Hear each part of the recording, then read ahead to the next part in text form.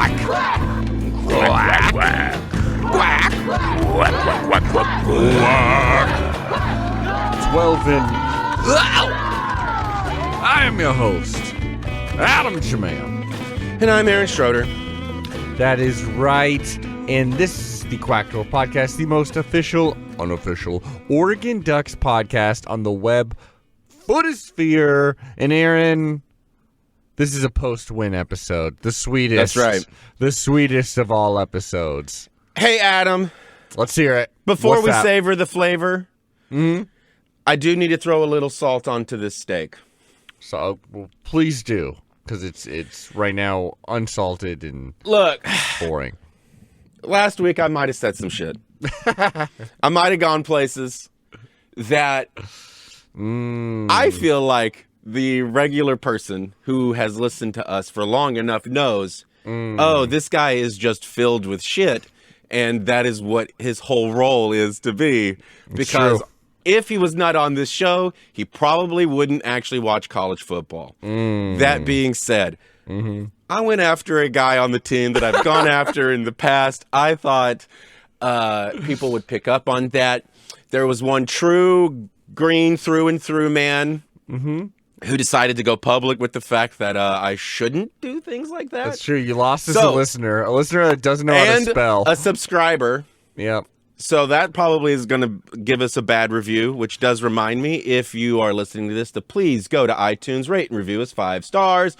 Really helps bolster our numbers in getting to more listeners so that I can cheese off more people with saying stupid shit. I thought everyone knew I said stupid shit, and that was part of my comedy shtick. Yeah. I mean, I know his name is Camden. Of course I'm saying Cameron on purpose. But also, he didn't play last week, and probably for the best, because I'd probably have something stupid to say again. Well, he did play. He was there. Here's what I'm going to say. Extra points. Yeah. I just want to say, I'm sorry I cheesed that dude off to you, not to him. Oh. Well, I want to apologize to you for cheesing him off, because all I did was hurt your ability to get a show you love in front of extra people who may pay attention to that guy's Twitter posts. I don't think people do. No, not at all. But I just want to say I'm sorry. Shouldn't you be apologizing to Camden?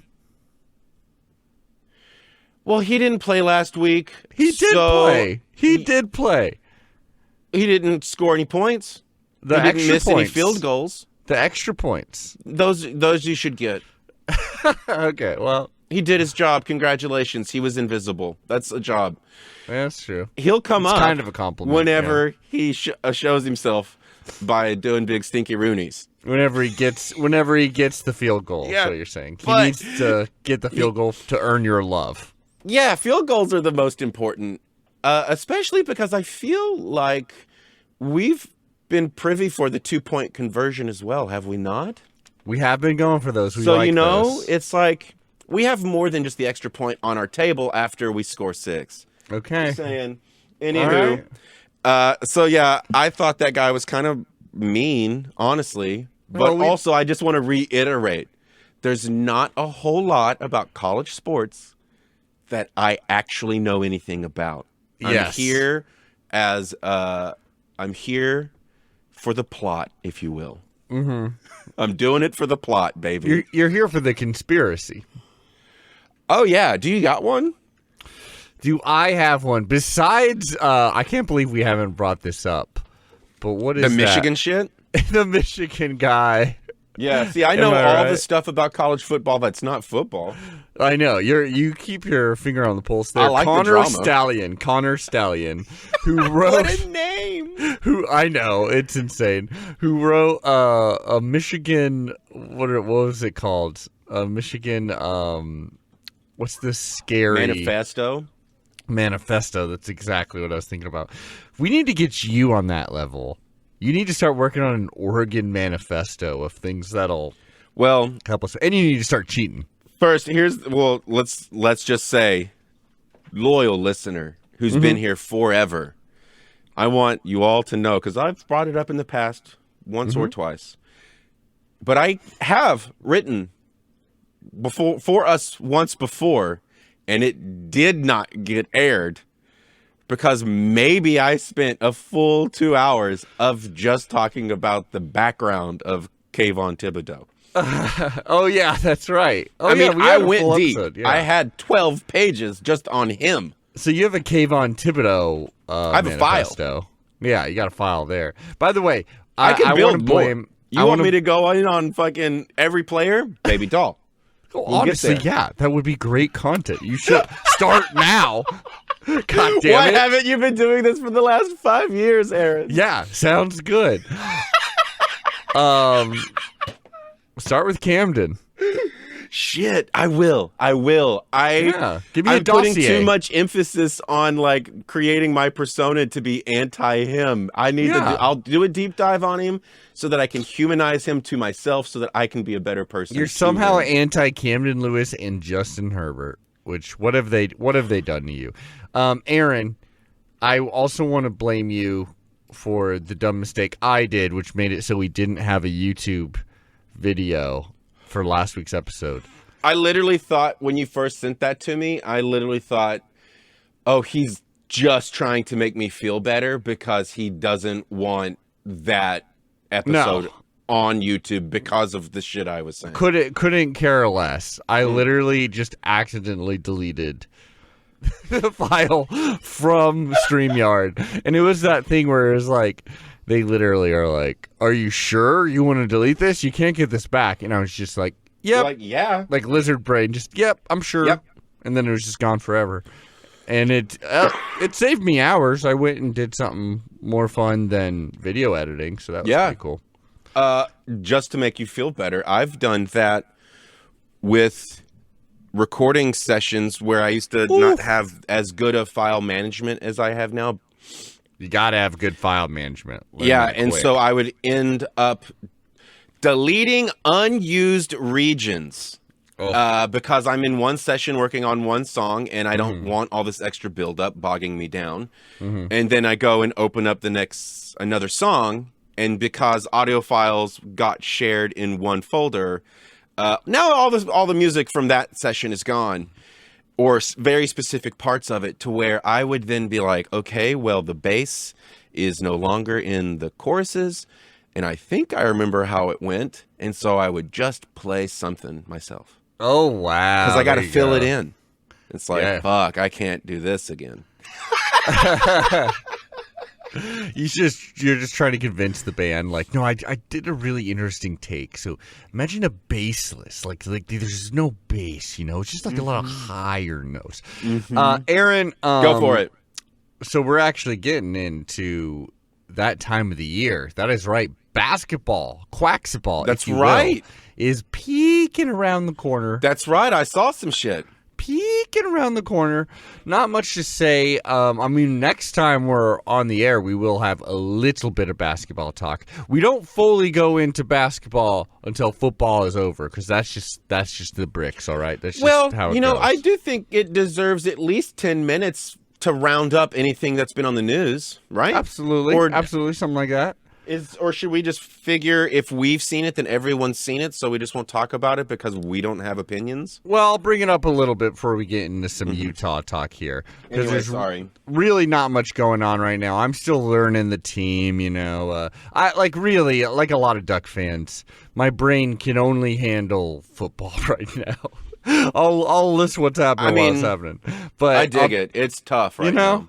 We're getting in the heat of it too. There's 4 games left in the regular season, and so much at stake. But there's not much stake happening in not too much at stake in the exhibition game we just had against Southern Oregon University women's basketball. That is right, from Ashland, Oregon. They came to play us, and if you've been following a lot of the social media for the Oregon women's basketball team, it's been a lot about just kind of getting the team vibe back together. We've had a lot of big time transfers out. India Rogers, Tahina Pau were the headliners there. This is now like Chance Gray's team. Chance Gray was a very promising freshman point guard last season. Got a lot of starting time, a lot of playing time in general.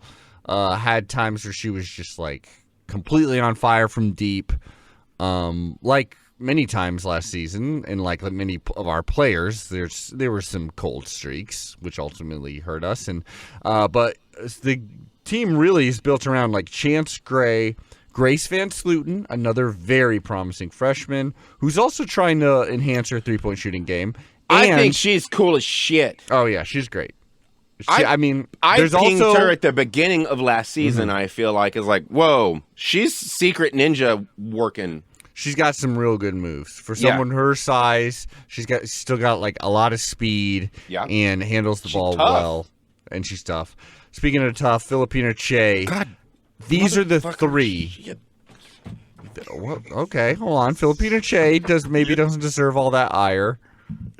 No, sorry, shit. I just got shit all around me. It's getting hung up on my chair. I'm so sorry. God damn it. What's happening today? Aaron spilled coffee is what we're getting into. So yeah, those three that's what we're trying to build the whole team out of, really.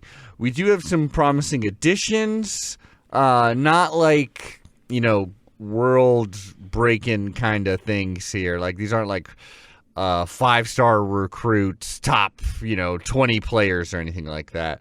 But they are promising. There is potential here.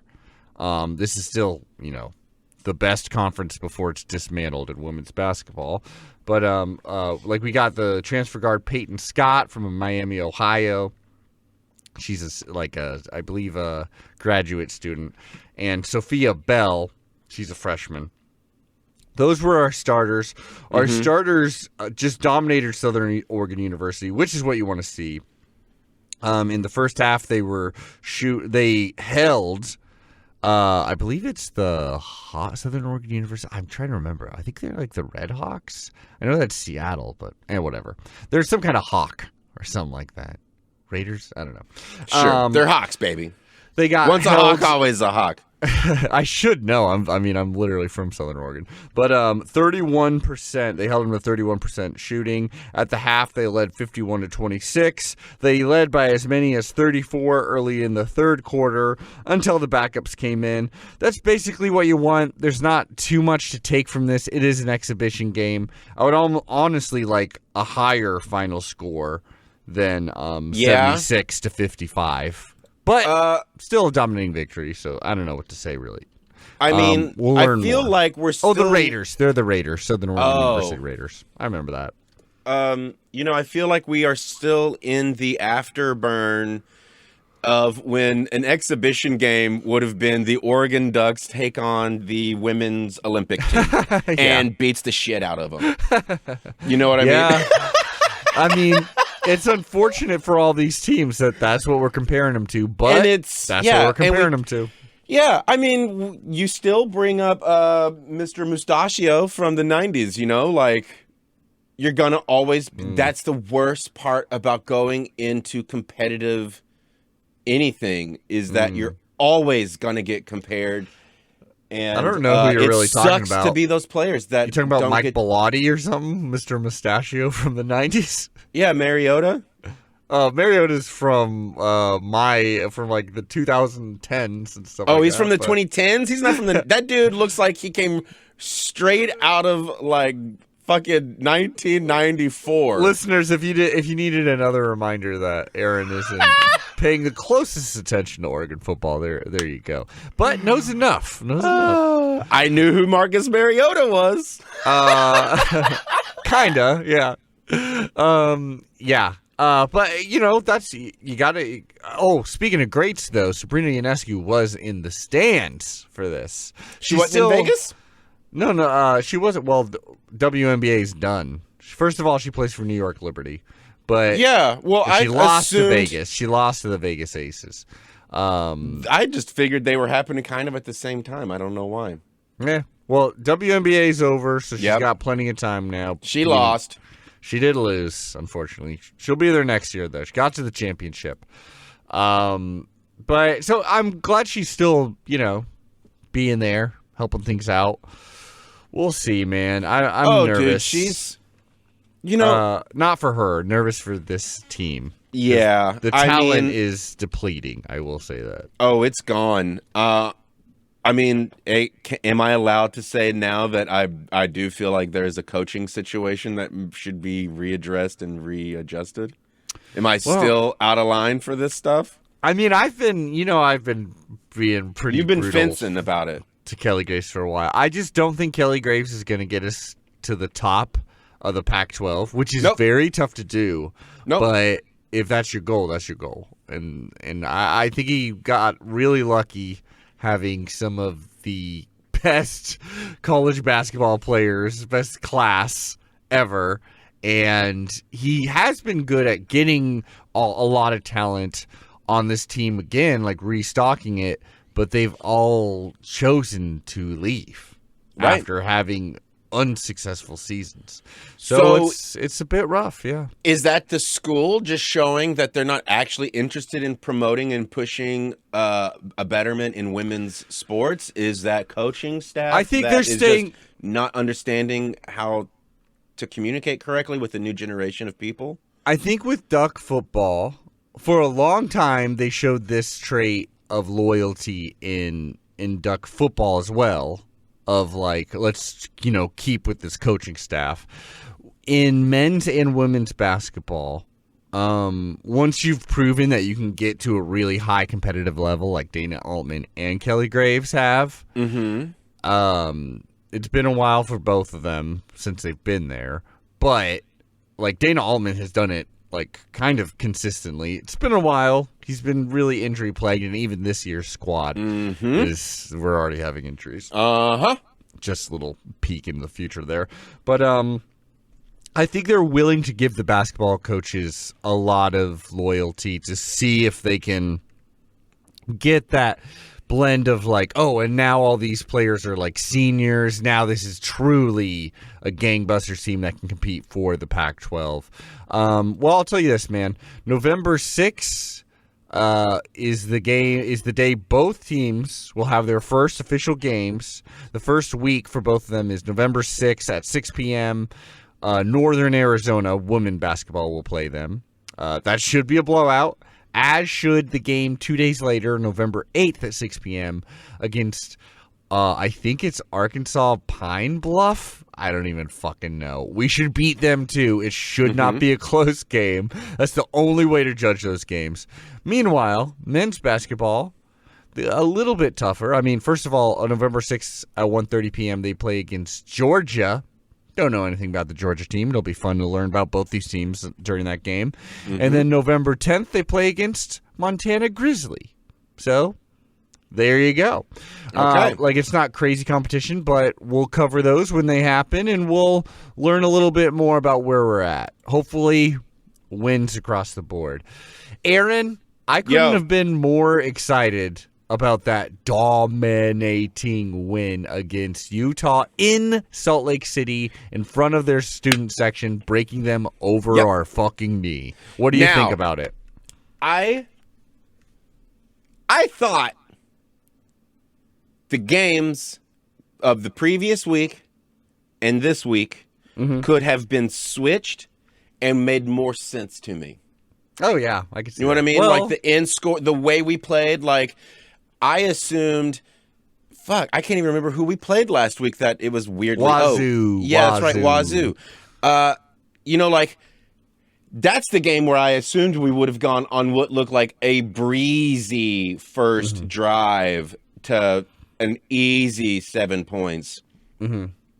That should have been in Wazoo, right? We should have maybe had. You assumed you would have had a bit more trouble in the first half against a Utah team, but no, apparently not. This game, I had no apprehension. I had no fears or worries. I was like, this team is so bad, they're not even going to be able to injure us accidentally. You know what I mean? It was they don't hit. They get clobbered on. They had that one good hit. That's if you're going to give them. They had that good hit that forced the fumble from Bucky Irving. I was too busy being aggravated at the announcers for that to concern me either.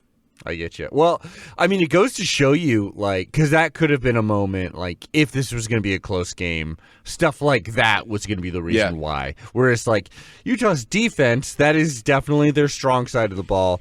Clearly, offensively, anyone who's been watching this team over these weeks, you would have to say they are struggling offensively for obvious reasons. I would say, sure, maybe their defense is okay, but it's not like it ever gave us any real troubles. No. It was as if we already knew how they were going to do everything, and so you also know with that you're not going to get every single one. Mm-hmm. But as long as we just keep doing these things, we'll always get our points. And that's just the ease in which we marched down the field on that first drive, was insanely impressive. And I know it's like those are the scripted drives, but it was still impressive as hell. Also, the big thing to me, thank bejeebus there wasn't 1 billion flags, because this game also just seemed like it took about 30 minutes to play. You know what I mean? Like, I looked up at one point and I was like, damn, we're almost halfway through the second quarter?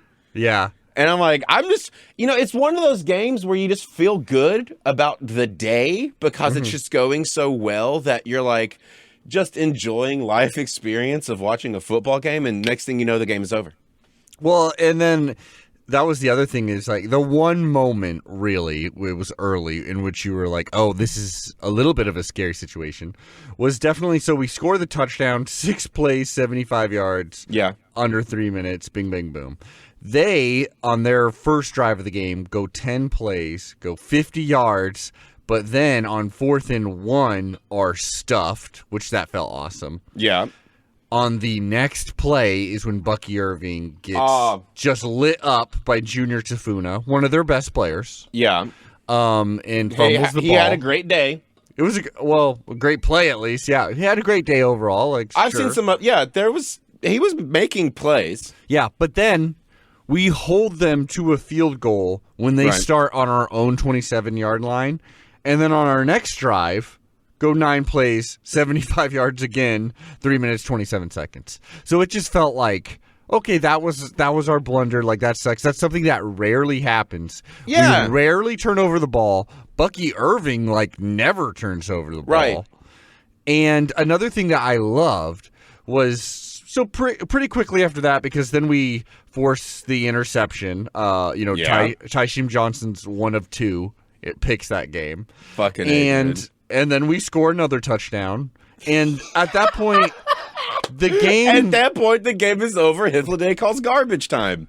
On it, like, pretty dang close. 21-3 with this offense, with Bryson Barnes, the pig farmer, being their quarterback, which power to him for, going out there, giving it his all. But it's just clear, it's like him without an elite tight end, with honestly no good receivers, with just so much injury everywhere on this team. Yeah. He was not going to be able to rally back down 18. Nope. It just wasn't. No. In the works. And the immediate exodus of the fan base was in Salt Lake City game day. Yeah. Oh boy. Yeah. Now, I have to say, what's that? This is where I agree with the guy that... And then we'll go to commercial break after this. This is where I agree with the guy that decided he would try to shame me on Twitter. He really got you. Is that... do you not realize you just paid money for a ticket to a game? Like, you spent money for something that lasts a certain amount of time. I'm sorry it's not going your way and that your boys aren't doing their dominating thing. Mm-hmm. But why are you leaving early? Use the money. Fucking A. Yeah. You also probably spent money on food and beer while you were there, and then you just leave? Yeah. And also, you should be there to support your guys in person for the full 3 hours. Mm-hmm. After the fact, go ahead and critique whoever you want to. But while they're playing, Don't just walk away because they're having a bad day and you're upset about it. Yeah. Fucking- As Aaron has always said, always support your team no matter what. I just said, after the fact, sure, go ahead and critique because the game is now over and everyone knows who's fucked up, and so we can all talk about it. Fine. There you But go. while they're there, it's like, what game was it where the crowd started booing our own team and then the coach was screaming at him? Do you I remember it ended up being a win. I remember it was Mario Cristobal saying, I don't want to hear any more booing at Austin. Yeah. I remember that's what it was. It was definitely Anthony Brown. Yeah. And Yeah. to that I don't remember what game though. And to that I say I do kind of agree with that. While we're all here, we need to be building as much positive energy and focusing it on the only 12 people in the whole of this area who need it. 11 people, yeah.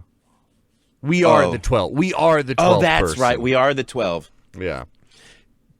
However, when the game is over and we have lost Yes. because of 3 points, well, it's time to do some critiquing. Time to burn this motherfucker down. All right. That being said, I'm going to need all 12 of our listeners Yeah, baby. to focus their energy on what this commercial is truly telling you to do and buying what they are telling you to buy. I really hope it's not Scientology. Put your mind's eye. It is I don't know who this week. It could be Scientology. Whoever it is, you just need to go with it, all right? It doesn't matter if it's against your religion or political view or your ethics. Just buy whatever this commercial tells you to. Yeah. That being said, quack, quack. We'll see Quack, you quack. when we come back. Aw, what's wrong there, young sports fan? My life is falling apart. My family left me because I won't shut the fuck up about my favorite team, the Oregon Ducks. What you need is to join the rest of the flock at the Quack 12 podcast. Sounds great. Is it some kind of drug? Will an eighth be enough? Because I'm jonesing really bad. No, it's not a drug. It's even better. It's the world's greatest Oregon Ducks podcast. So do I snort it? Visit quack12podcast.com to find free weekly episodes and links to the Quack 12 Patreon. I'm sold. Who needs a family with drugs like this? Quack, quack. And we are back on Quack. Quack, quack, quack. Oh, Aaron, can you believe for a measly $5 a month, people can help us make new episodes of this podcast and get access to hundreds of hours of Oregon Ducks entertainment? I absolutely can believe it. And I would dare say we should start putting more of this stuff behind the paywall so that they will be forced to give us money, because that's all I care about is forcing my will upon others. Well, that's True capitalist. true. Well, that's true. Eve? You've always been the capitalist. I'm the commie of the pod. That's the chemistry. That's the odd couple thing that's coming here. Now let's get into someone who knows his Oregon Ducks. Resident film reviewer and managing editor over at Addicted to Quack. Hithliday, how is it going, my man? I'm well. How are you? I'm doing good. That was a beatdown. That was a satisfying, wonderful beatdown.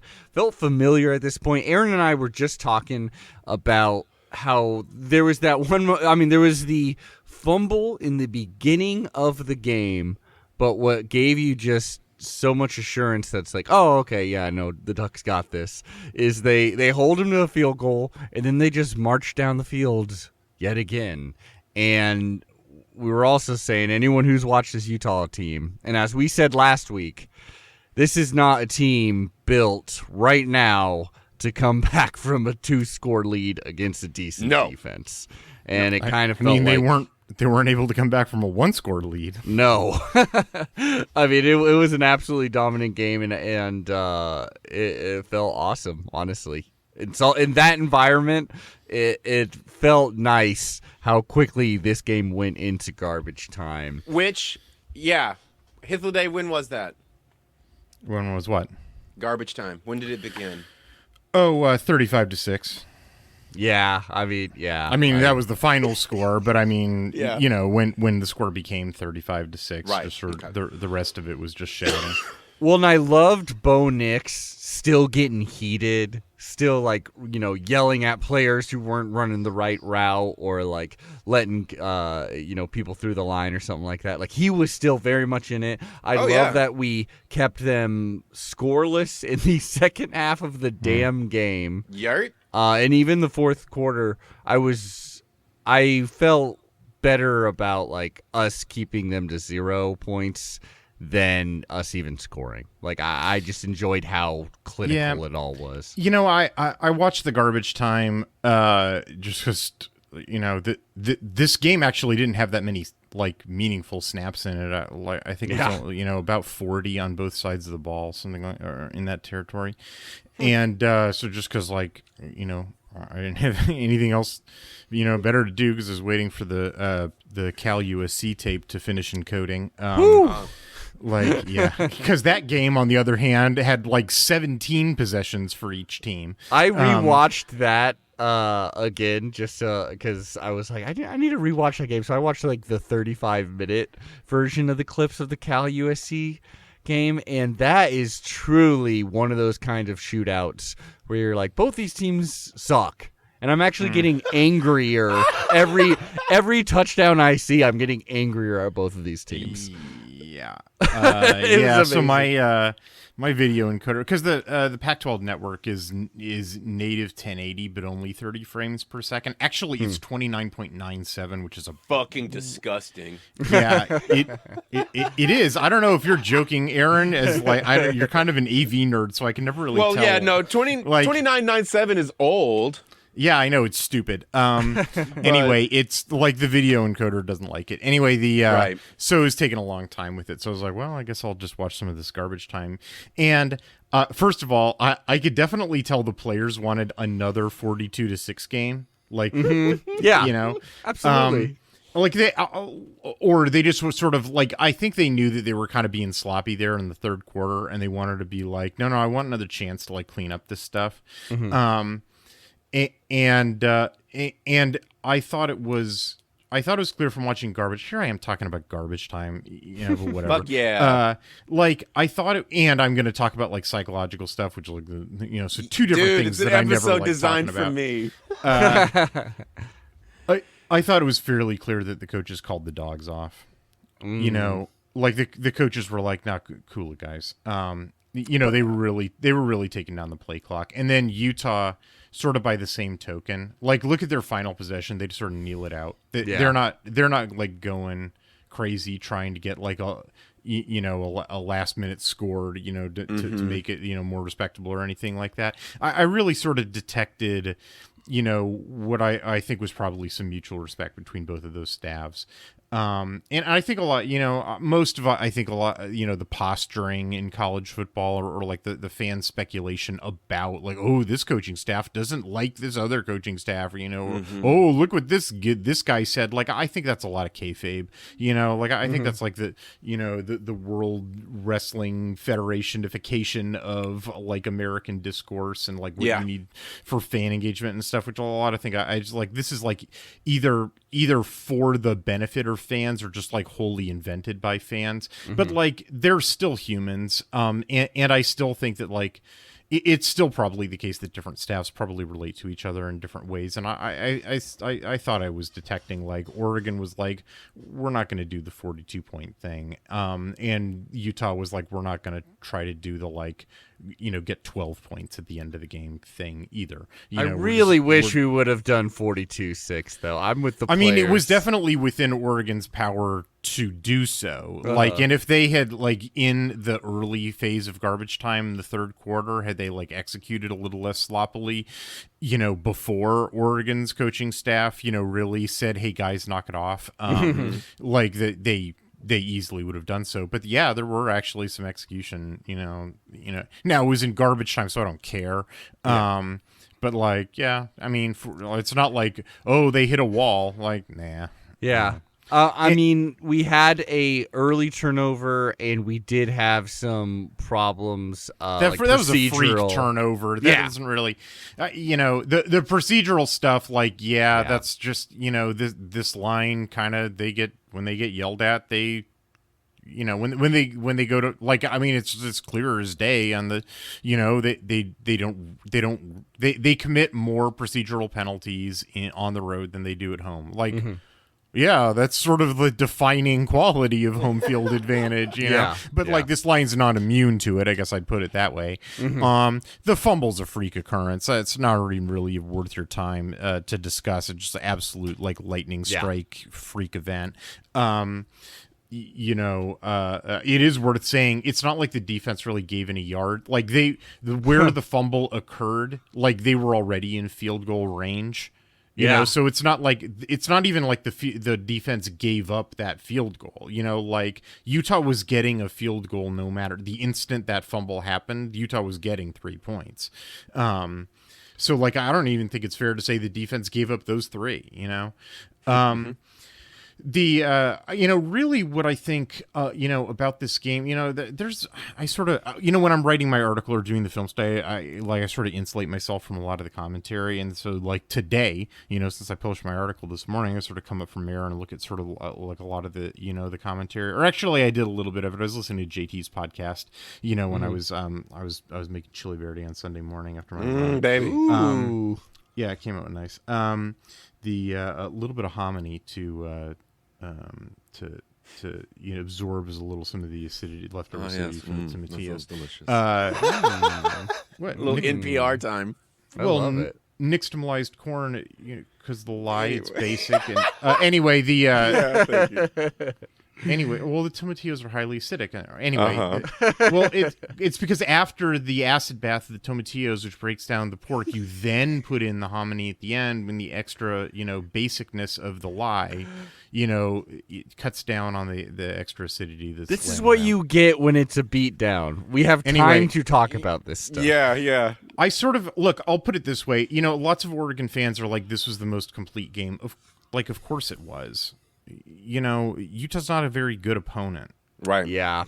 They are this is one of the look, the AP voters, please don't listen to me. College Football Playoff Committee, which is coming out with your rankings tonight, don't listen to me. Utah's the greatest opponent in the world, really. But like, if you watched film, no, because if you watched highlights, highlights, you should know this. Honestly, and I mean, honestly, really, what this team was, it was a lot of grit, Rice Eccles Stadium, and a pretty good defensive line. Utah has structural problems up and down that team. They have. And like the injuries on offense, like really exacerbated. Like obviously when you lose your quarterback, that is a big flipping deal. Like obviously, like, nothing more needs to be said about that. And then losing all the tight ends in an Andy Ludwig offense. I mean, I can't remember if it was this podcast or a different one. It's more significant actually to the structure of Andy Ludwig's offense to lose all his tight ends than his quarterback, in the sense that if he just had one or the other, like if he had Cam Rising but he lost all his tight ends, he would be running this offense, with all the like intricate pre-snap shifts and like different run schemes and different, passing stuff. He would have changed his offense for having lost the tight ends but still having Cam Rising. On the other hand, if it was the other way around, and he had Bryson Barnes, but his full slate of tight ends, he would run the standard Andy Ludwig offense. It wouldn't be as good, but like he wouldn't have changed the offense. So in that sense, like in terms of the structure of the offense stuff, the losing the tight ends was more significant than losing Cam Rising. But that, having noted those two things, and those two things are highly significant to Utah's offensive production,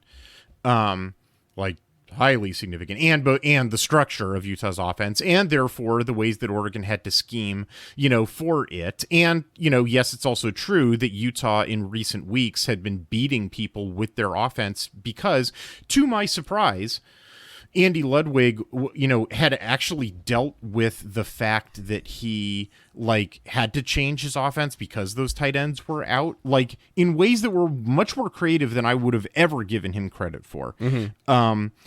It's kind of crazy that he had to pay this horrible price, or actually his players getting hurt, because pain hurts, is what paid the price for him to learn, hey, you can do different stuff, Andy. And I've been really critical of Andy Ludwig for going on 20 years now, because I think the normal offense that he wants to run is a very predictable offense. And I've also been very critical of defensive coordinators for not predicting and shutting it down, because I think that's easy to do. I, an idiot and an amateur, can point out all the ways that you do that. And so any DC that does it, I'm like, you should give me your salary because I do your job better than you.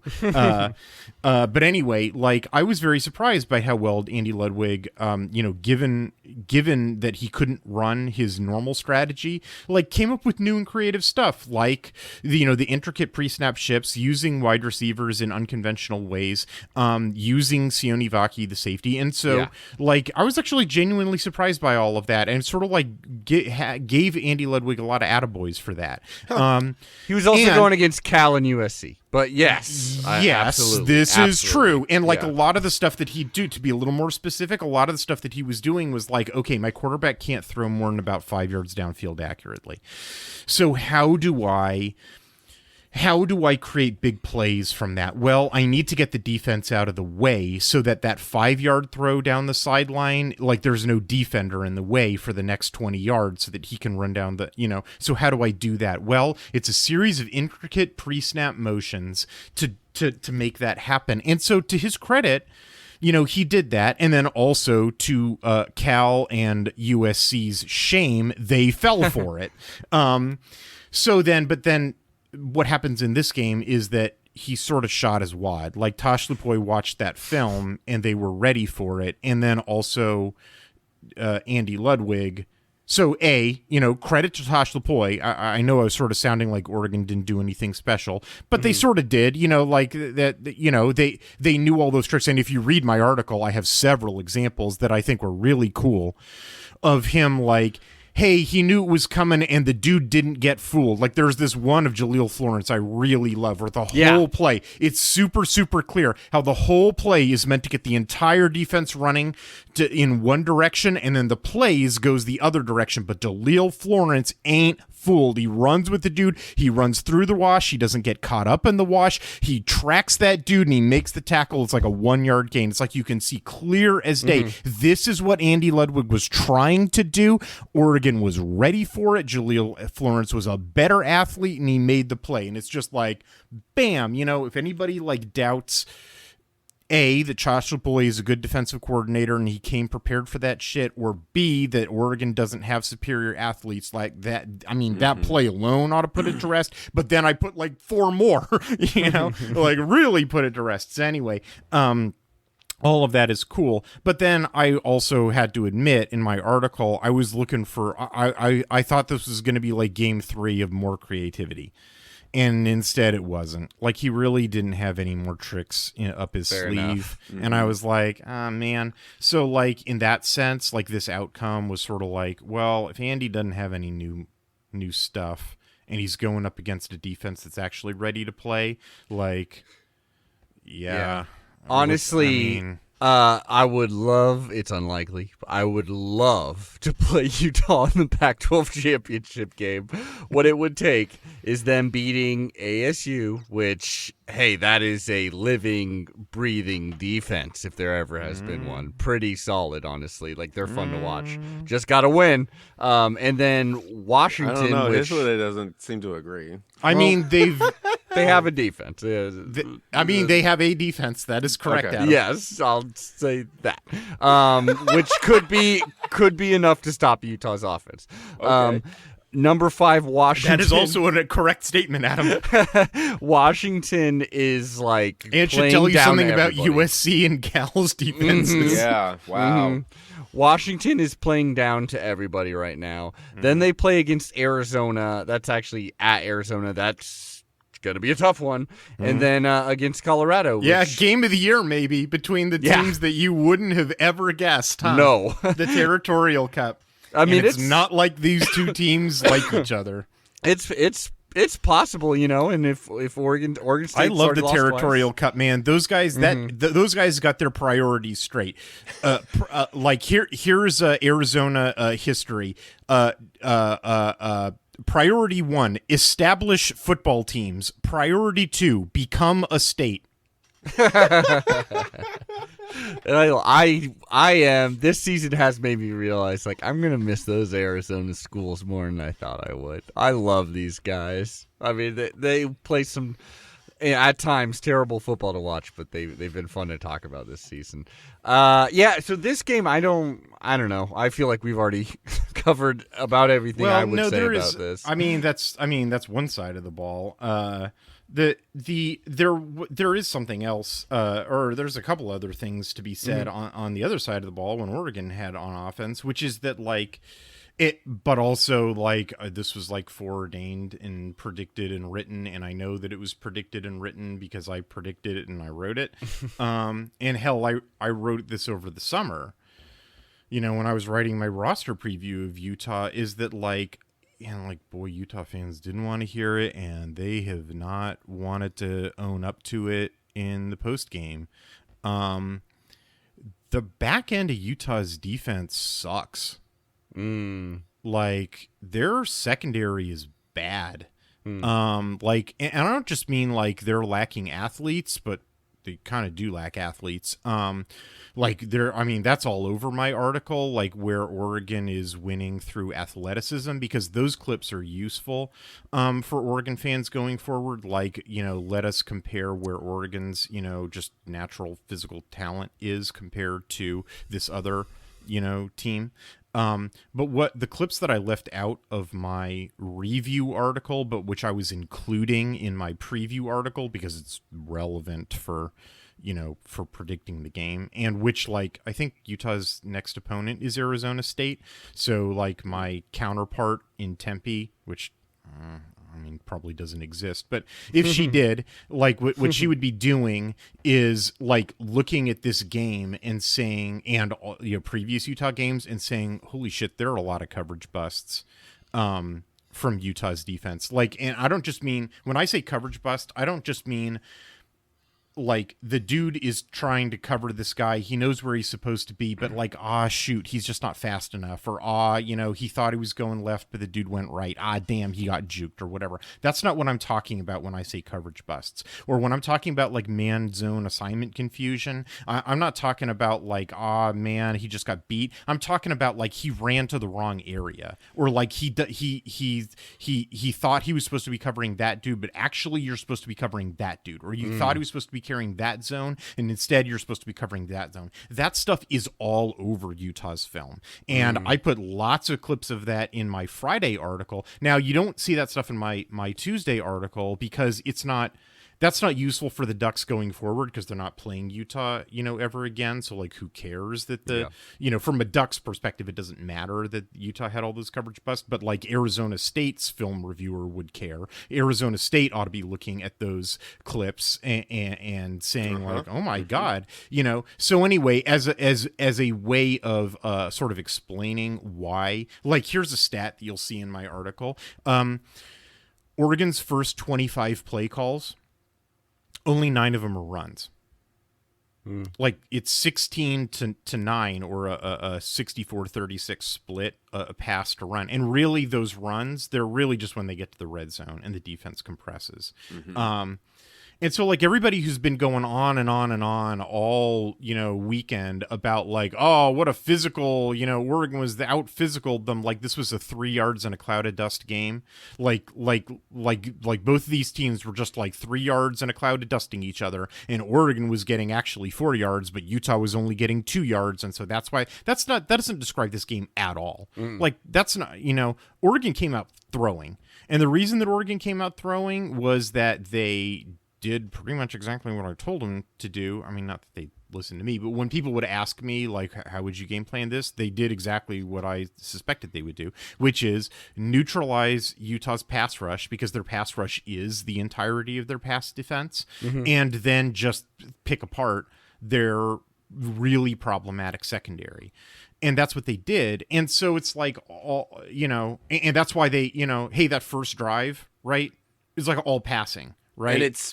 And we talked about it earlier. It's just like the easiest breezy looking thing ever. Well, the reason why it was easy breezy is because, and why other teams weren't easy breezy all the time, is because other teams weren't able to stand up to Utah's pass rush as effectively as Oregon's offensive line was, because guess what? Cal and, USC and Oregon State and Baylor and Florida and the FCS team and UCLA, guess what? They don't have Oregon's offensive line. And so Jonah Ellis and Connor O'Toole and Logan Fano, when they still had him, would like eat their lunches, and the quarterback would be on his ass. And so it didn't matter how bad the secondary was, those quarterbacks. And then on top of that, a lot of those quarterbacks just sucked. So if you have a good offensive line and a good quarterback, he's going to pick apart, that secondary, because he's going to have like 2 seconds in the pocket, which is all he needs, to find a hole in that secondary. And so it's like, that's the other thing that's sort of like, when I was going to find like clips or, because I gotta say something negative about the Ducks, right? Like, nobody ever plays a perfect game. So it's like, well, what were some of the things that went wrong in this game? The number one thing that was going wrong for Oregon in this game? Number one thing that was going wrong? You want to guess? Well, I mean, for me personally, I would think false starts or something like that. That's what I was going to go at. Yeah, actually, to be fair, yes. I mean, it was Rice Eccles. Rice Eccles stuff. But I'm like excluding that. I mean, like stuff. Excluding that. If the play actually happened, what was the stuff that was going on? I mean, there were some dropped passes, I guess. Yes, there were 2 that I considered to be drop passes, but more than that. Well, what's that? Those are the guesses I got. Nick's making bad decisions. Interesting. For all the people who are oh man, Bo Nix is the greatest quarterback, and I really just feel like there's some industrial strength copium going on from the Utah fan base who are like, well, you've seen the billboard, right? I know, man. I like good, sure. Give him, this is the year. Give him the damn trophy. But for all the folks who are like, oh well, of course Utah lost, to the greatest quarterback, ever, who has 50 million starts. Like, it was just inevitable. This was fate. I still believe that Utah has a really great pass defense. It was just the Bo Nix just is an irresistible force, and I'm like, dude, you are not facing up to reality. Yes, Bo Nix is good. He was not perfect. He was actually the single biggest person making mistakes, for Oregon. There's clips of my article illustrating it, and I left stuff on the cutting room floor. He ain't perfect. What he was doing was exploiting, big problems in the secondary. Those big problems in the secondary were obvious to me for quite some time. I wrote about them in June, or whenever it is I wrote my summer preview article of Utah. So anyway, this is all going back to the very first thing you said, Adam, which was like, wasn't this predictable? And the answer was like, yeah, because Utah has a bunch of structural long-term problems. They have structural long-term problems in their secondary, in their wide receiver core, in their offensive line, in their play caller, that they've just failed to address for years. And all of them were laid bare, in this game when Oregon, a complete team, came into town. And so, the outcome of this game was obvious, because that's what happens when a complete team plays an incomplete team. Can we talk psychology really quick? Sure, Aaron.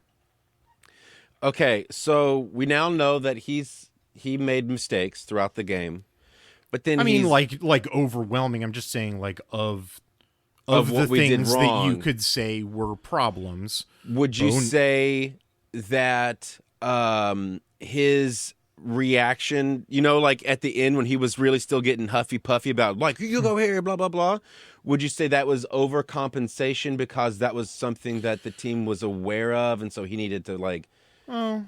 Okay. I don't know. I don't think anything like that. I just mean that look, man, he's okay. number one, quarterbacks are humans. Humans make mistakes. Number two, he's still a young man. Like, and number three, like, quarterbacks are just central to football teams. He's the only guy other than the center who touches the ball. Inherently make the most. Well, yeah, just in absolute terms, right? The guy who touches the ball the most is in absolute terms going to make the most mistakes. I'm just saying that the idea that he played like unconscious, the idea that he played like a 100%, game, it's like, no, he played like an A- game. Oh, shit. So, okay, what were did he make 3 mistakes? Yeah, he made 5 mistakes. Okay, and the top 3 would be what? Just missing who to actually go to? He made well, two of them that appear in my article were he made an RPO mistake, in which he pulled the ball and threw a screen pass when he should have handed the ball off to the running back. Okay. Another one is he just immediately throws the ball to Tez Johnson on a 3rd down and is just like, you make a play, dude, and then they make the tackle and Oregon has to punt. And it's like, you should have gone further down your progression and hit Troy Franklin on this on this comeback route who's coming open. There's a real follow-up question, though. Yeah. In the first example where he threw it instead of running it, was it still a completion for positive yardage? No, it was well, I may have gotten 1 yard, but no, it was a screen pass. It's an RPO screen. Okay. Where there's 3 different options. Actually, I think just 2, because I don't think he's allowed to keep the ball on it. But like where he can hand off and the running back would run to the right. Or he pulls the ball and throws the screen pass to the trips to the left. Right. And he makes the decision to pull the ball and throw the screen pass to the trips to the left. Well, because of the way that the linebacker is moving, it's a 3/3 to the trips. And so, like, that screen is doomed. Well, Bo, you're staring at that linebacker and you're staring at the defensive end. They're giving you a run read. Hand the ball off, Bo. So, like, that was a mistake. Okay, interesting. And there's a couple others, So they're almost really invisible. Well, kind of. If you're me, they're invisible mistakes that you don't realize till you break down digits. Yes. Yeah. Well, yeah, but that's my job. Yeah. Yeah. And there's a couple others where it's like, yeah, I wouldn't have made that throw. Like, you should have gone further down the progression, or like, no, the throw's there, not there. And like, I'll forgive him if there's pass pressure coming, it's like, oh, I got to get this ball out. But it's like, if there's no pressure, if he's got a clean pocket, and it's like, no, don't make that. If there's no pressure coming and you got time to get to a better throw, then you should take the time to go to a better throw. And so, I dinged him for a couple of those. And it's like, look, man, every quarterback does. Like, I'm not saying like, oh my God, Bo Nix played a terrible game. I'm saying like that's the difference between like the oh my God, unconscious, like 100% superhuman play, and just like a very good quarterback who, made a couple of mistakes, which is like normal, right. like I'm not saying anybody should get in a twist about it, like, at all. I'm just using it. I'm really, what I'm doing is just throwing it in Utah fans' faces, because Utah fans were using Nix's performance as though it were this otherworldly superhuman event as a way of not confronting their defensive problems, when really they need to grow up and do that. I have one other question, because it's something I've been thinking about for a little bit, and you sparked my memory, and then we can continue to move on. Sorry for taking up everyone's time. Please do, Aaron. All right, this is the best part of the show. This might be stupid. Would you say, I feel like it was either this game or last week's game, he overthrew the ball, is what the announcer said. He overthrew it, but then they also made a comment to where he was apparently noting to the receiver, you need to be running faster. Oh, well, okay. And it's like, is that something, because I've seen in other games, he has a tendency to want to overthrow it, maybe, but it's like, is there more to what's the story here? I don't know. They're all. I do not notice a particular pattern about underthrows, overthrows, or what. They're all sort of their own unique things. I think in the Washington State game that you may be referencing, there's a play in which the commentator is talking about like, oh, Nick should have placed it in this particular area instead of that area, while the Wazoo defender has his hand inside the nameplate of Troy Franklin and yanking him to the ground, and Wischusen, just says to Elroy, yeah, also there's the ignored DPI, jackass. So like, yeah, I sort of discounted that one. So, and then in this game, the one where he gives it was so cute, the little hurry up, like, dude, you need to run faster. Yeah. Which he says to like 3-star, Kelly. It was a 3-star kid. So it is somebody who's like, maybe you could be a little faster. Yeah. Just like, why aren't you a 4-star is basically what he's saying to him. Man. Yeah, usually it'd be like a Patrick Herbert or Terrence Ferguson in that. I mean, role. That could be chalked given up to the maybe just a coverage- little bit of teammate razzery, really. Given the coverage, okay, we didn't really get a really good look at that throw. It looked to me like Knicks placed that ball correctly so that a really fast receiver would just dust the coverage, run under it, catch it, and have a touchdown. I am not really sure that number 81 is that tight end, and so therefore I'm not really sure if that was a reasonable thing to ask of him. But I don't Maybe know. Bo On should the have other known. hand, maybe if he placed the ball more where he should have expected 81 to be, then that would give the defender a chance to make a play on the ball, and that's an interception risk. Right. So I don't know. Maybe that was the best place to place it.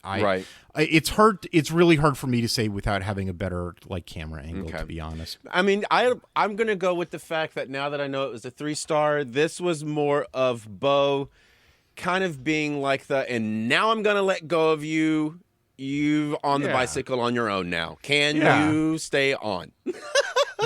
I mean, immediately afterwards, Brock Hewart on the commentary was just like, man, we quarterbacks are super greedy. We're just why can't everyone be right? He does say that. The Olympic track athletes that I want them to be so that I can score all the points. I want all the points. But that's what you want out of them. Absolutely. I love it. All right, we ready to bury this game in favor of the picks here? Very good. Sure. Okay.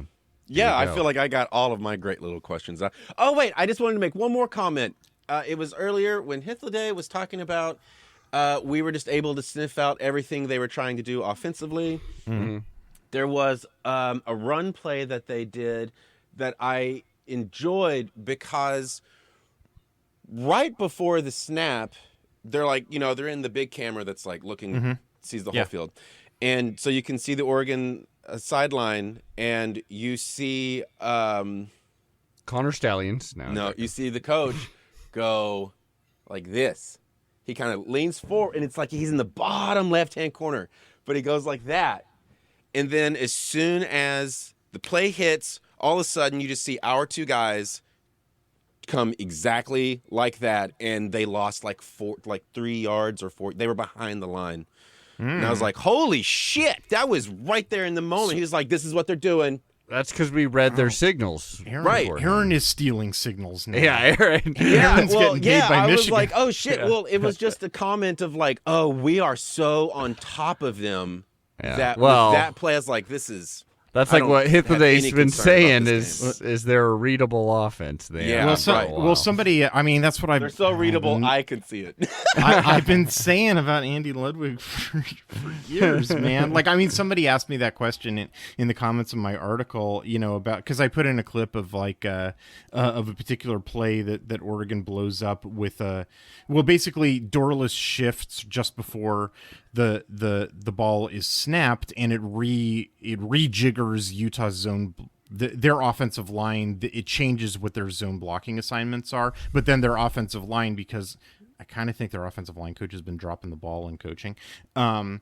or management, and like he keeps rotating between his left tackle and his center. Both his left tackle position and his center position keeps rotating them, and like none of them are really getting developed very well, and so they're making mistakes.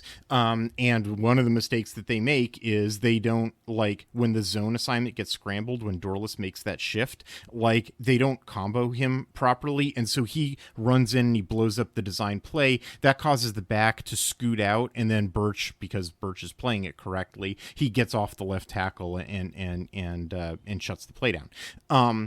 And so somebody was asking me, like, well, so how does, who makes that decision? How does Oregon know that's going to happen? And it's like, ooh, your question is really complicated. Here's my order of certainty of, like, I absolutely know they run a zone blocking scheme, down to I have no idea who makes the decision on that one, because I'm not in the meetings. But like when you watch enough film, especially on Andy Ludwig, you're just like, oh yeah, they're lined up like that. It's definitely going to that B gap, like, Wow. And it's definitely the case that if you shift over and when their offensive line is not coached super well, that, you'll blow up that combo and the back's not going to have anywhere to go, that's super duper obvious. Yeah. Is it that he's so unlikable that his own staff is unwilling to help him? No, that's not really it. Okay. Well, I think it's more like, he's just not. He thinks there's like one good run scheme and he doesn't want to do anything else, and that He's that's football kind of guy. I suppose, and that like Kyle Whittingham is his friend, and like unlike every other, because like Kyle Whittingham keeps firing everybody on his offensive coaching staff. He fired Troy Taylor, who then goes on to be the most successful coach that Sacramento State has ever had, and is now the head coach at Stanford. Mm-hmm. He fired his wide receiver coach. His wide receiver coach does not think that was above board. He's fired he went through like a bunch of different offensive coordinators before Troy Taylor. And he's sort of like run out of offensive, coaching staff dudes to fire. Like, who else is he going to fire? He's not going to fire the tight ends coach. That's his brother. Yeah, that always works out. He ain't firing the offensive line coach, even though the offensive line needs a shakeup. And he ain't firing like Andy Ludwig, even though like his offense is like super duper predictable. And like, yeah. Anyway, I sort of feel like, Kyle Whittingham gets a ton of praise because he looks like a hot zaddy. Looks like is, but continue. Okay, fine. Like I detect lots of problems in the way that Utah is run. I mean, lots of good stuff too, but tons of good stuff. And frankly, a team with that number of problems to still smash just like I've been saying, Oregon should be given credit for taking care of business in this game, but all they did was take care of business. Like, Utah should be given credit for taking care of business against the crappy teams that they faced, but that's all they did was take care of business, like, against crappy teams. Like, they should still be given credit for taking care of business. And so Kyle Whittingham should be given that credit. And he's given a hard task because that team doesn't, recruit particularly well. Remember what I said to JT before we started recording with him, that, Kyle Whittingham is content to be king of a particular hill, and he doesn't want to get off that hill to climb the mountain next door. Sure, why? If you're king. The Mountain West. Yeah.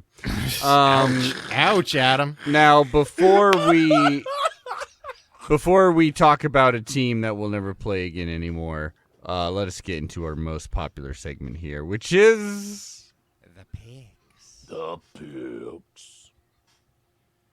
That is right. The Great Pick'em Challenge is here once more. Let's get into it, including with last week's picks. Well, first of all, let's get into this upcoming game, which we've talked about a little bit already. Number 18, that is right, number 18, unless I messed up, but I'm pretty sure. Number 18, Utah versus Arizona State, Saturday, 11 a.m., Pac-12 Network. Buried there in the Pac-12 Network. ASU is coming off their first, maybe only, who knows, but their first Pac-12 win of the season. Wow. Their second win overall. I still love rooting for these guys, though, because Kenny Dillingham, Cam Scattaboo, Trent Bourget is giving his life up every single game to the gods, it seems like.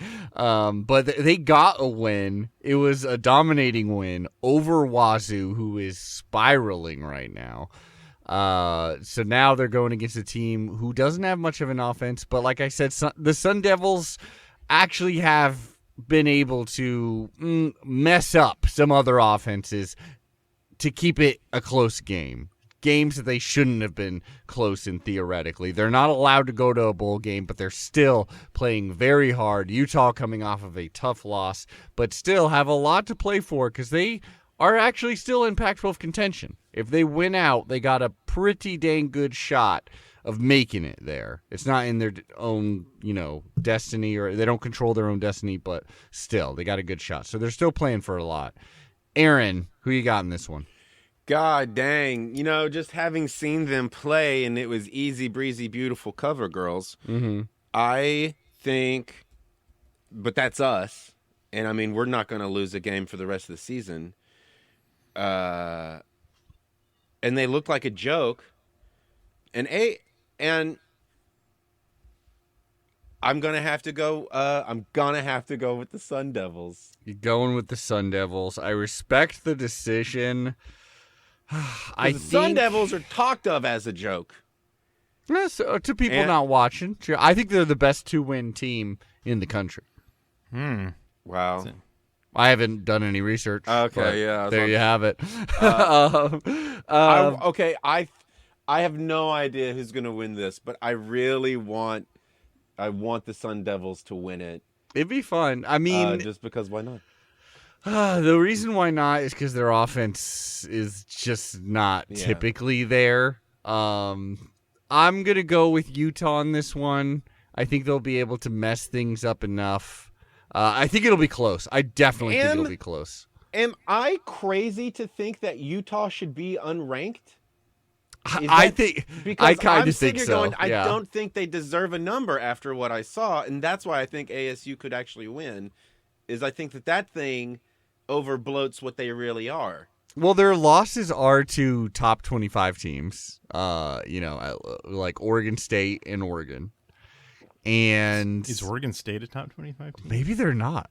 Oh, shit. They may have dropped out, which is kind of sad, actually. Which would be crazy because Utah should be. Oh, no, they're number 16.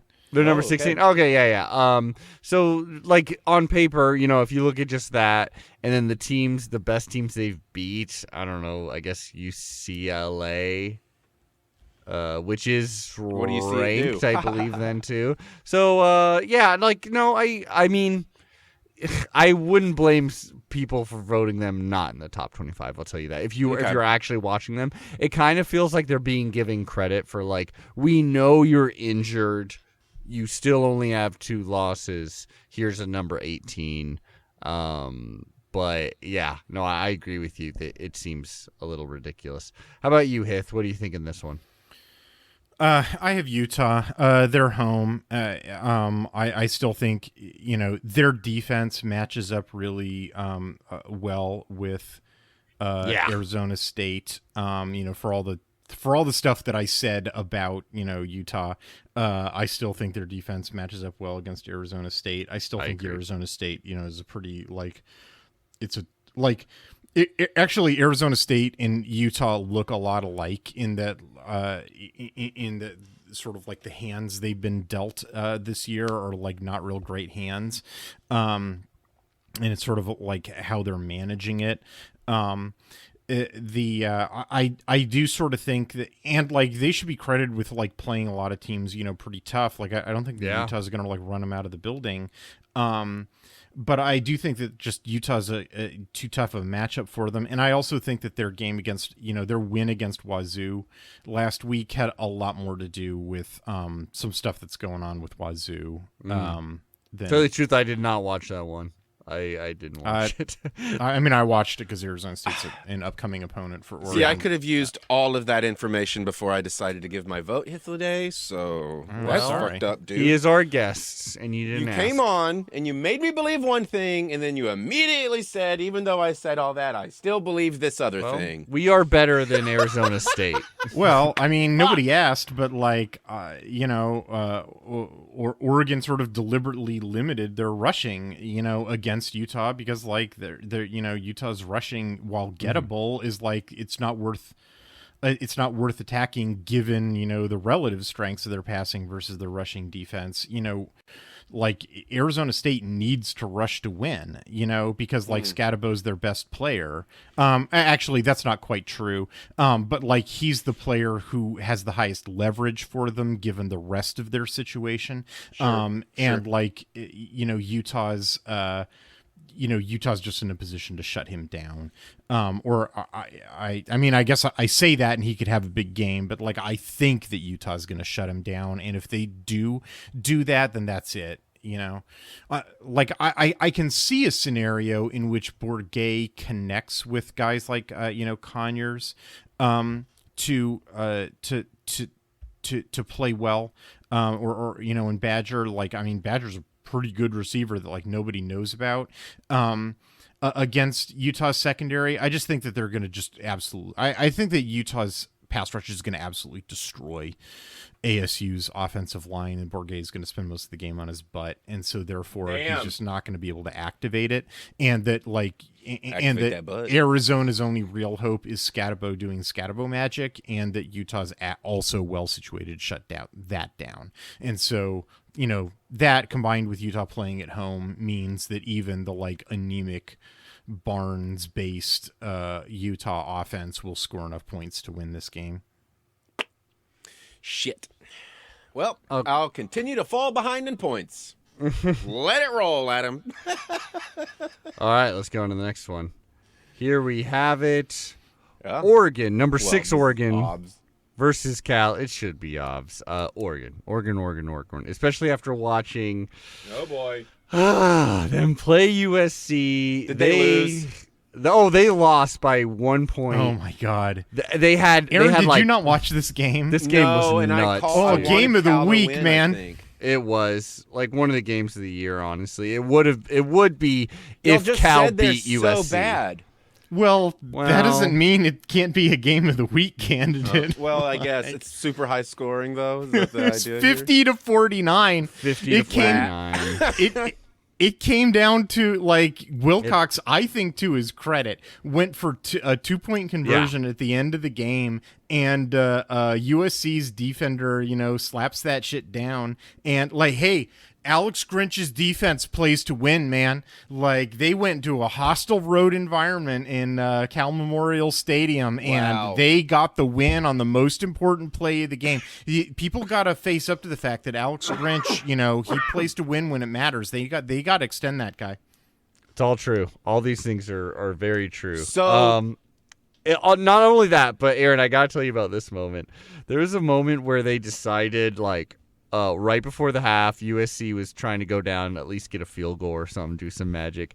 And right before the half, they decide, like, we said it was the end of half, but actually I think there's 1 second left. So if you guys could they make the determination that there's 1 second left while the kids are in the locker room. While they're in the locker room. What? So they're like, they go like, oh, by the way, there's 1 second left. So when you guys come out, that'll be the end of the second quarter, and we're going to set up USC right where they are. Also, the kicker, since it's halftime, you can just practice your field goal over and over and over because you got plenty of time.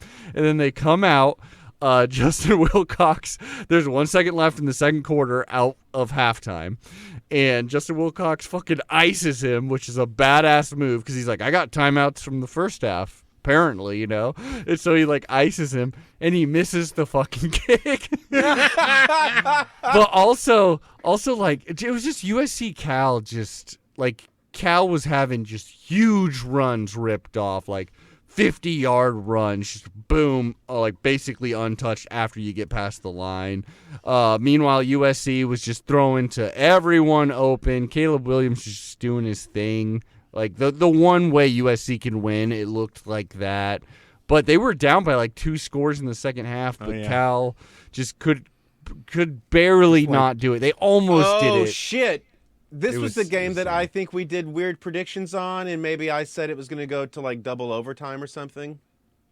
You may have. You were wrong. And Hithade was almost right with USC winning. I was so close. I was so close. My prediction was that my specific prediction was that Justin Wilcox would win. He would get a Gatorade bath, and he'd be furious about it. I was partially correct in that he's super furious on the sideline because when they explained the field goal thing, he about murdered her. Oh, fair enough. Fair enough. I'll say fair enough, man. What's the field goal thing? The thing before the half. Like, they get a field goal. When you get out of half, we're going to start the half by an end of second quarter field goal. I get it. Are we all choosing Oregon here? Yes. Yeah. Is anyone feeling bold? Okay, good. That being said, I get real freshman Herbert vibes out of Fernando Mendoza, and maybe it's just because they're wearing he literally looks like Justin Herbert in his first start. I mean, it's in case you're curious, because like the phenomenon is real, like of him being a better quarterback. Like it's crazy. Like Sam Jackson, who's the quarterback they went with at the beginning of the year, his you shouldn't put it like his personal efficiency rate because that's not quite fair. But Cal's passing efficiency rate while he was in was 28%, which is like it's 17 successful passing plays to 43 failed ones. Wow! Like, but they still let him pass 60 times. Brutal. Wow. Yeah. Finley, it's 30 to 35, and then Mendoza, it's 41 to 57. So it's like, okay, Mendoza is better than the other two, or at least the offense has been better when he's been in. But but it's not like he's letting the world on fire. He's like, it's 52%, 7.2 yards per attempt. And against and a substantial portion of the sample is USC's defense, Utah's defense, and OSU's defense. All three of which you've heard me talk about. That I think USC's defense, everyone agrees is fraudulent, and then you just heard me talk about how what I think of Utah and OSU's defenses being secretly fraudulent in the back half. So I kind of young Herbert. I don't know, man. Well, there you go. Hey, Hithlading. Yes, do you think this is the same stuff that the coach, like the stuff that you're saying, do you think that they secretly also know, like, fuck, we're fucked back there, but we can't let anybody know that? Oh, yeah. Oh, yeah. I mean, just want to make sure that they're not just being like, no, this is great. Oh, yeah. I mean, like, with the stuff that I talk about is probably cruder. Like, they have more advanced ways of measuring these things, and they're professionals, and I'm an amateur, and I'm writing for a fan audience. Like, they're doubtlessly more sophisticated and professional about it, but, like, we're all watching the same tape. Like, right. The only people who are delusional about these things are fans. Like, yeah. Okay. Yeah. Let's get on to the next one. Number 24 USC versus, that is right, so they get to be at home and in the Coliseum versus number 5 Washington, Saturday 4:30 p.m. ABC. Washington, you remember when we played Stanford, Aaron, this season? Yeah.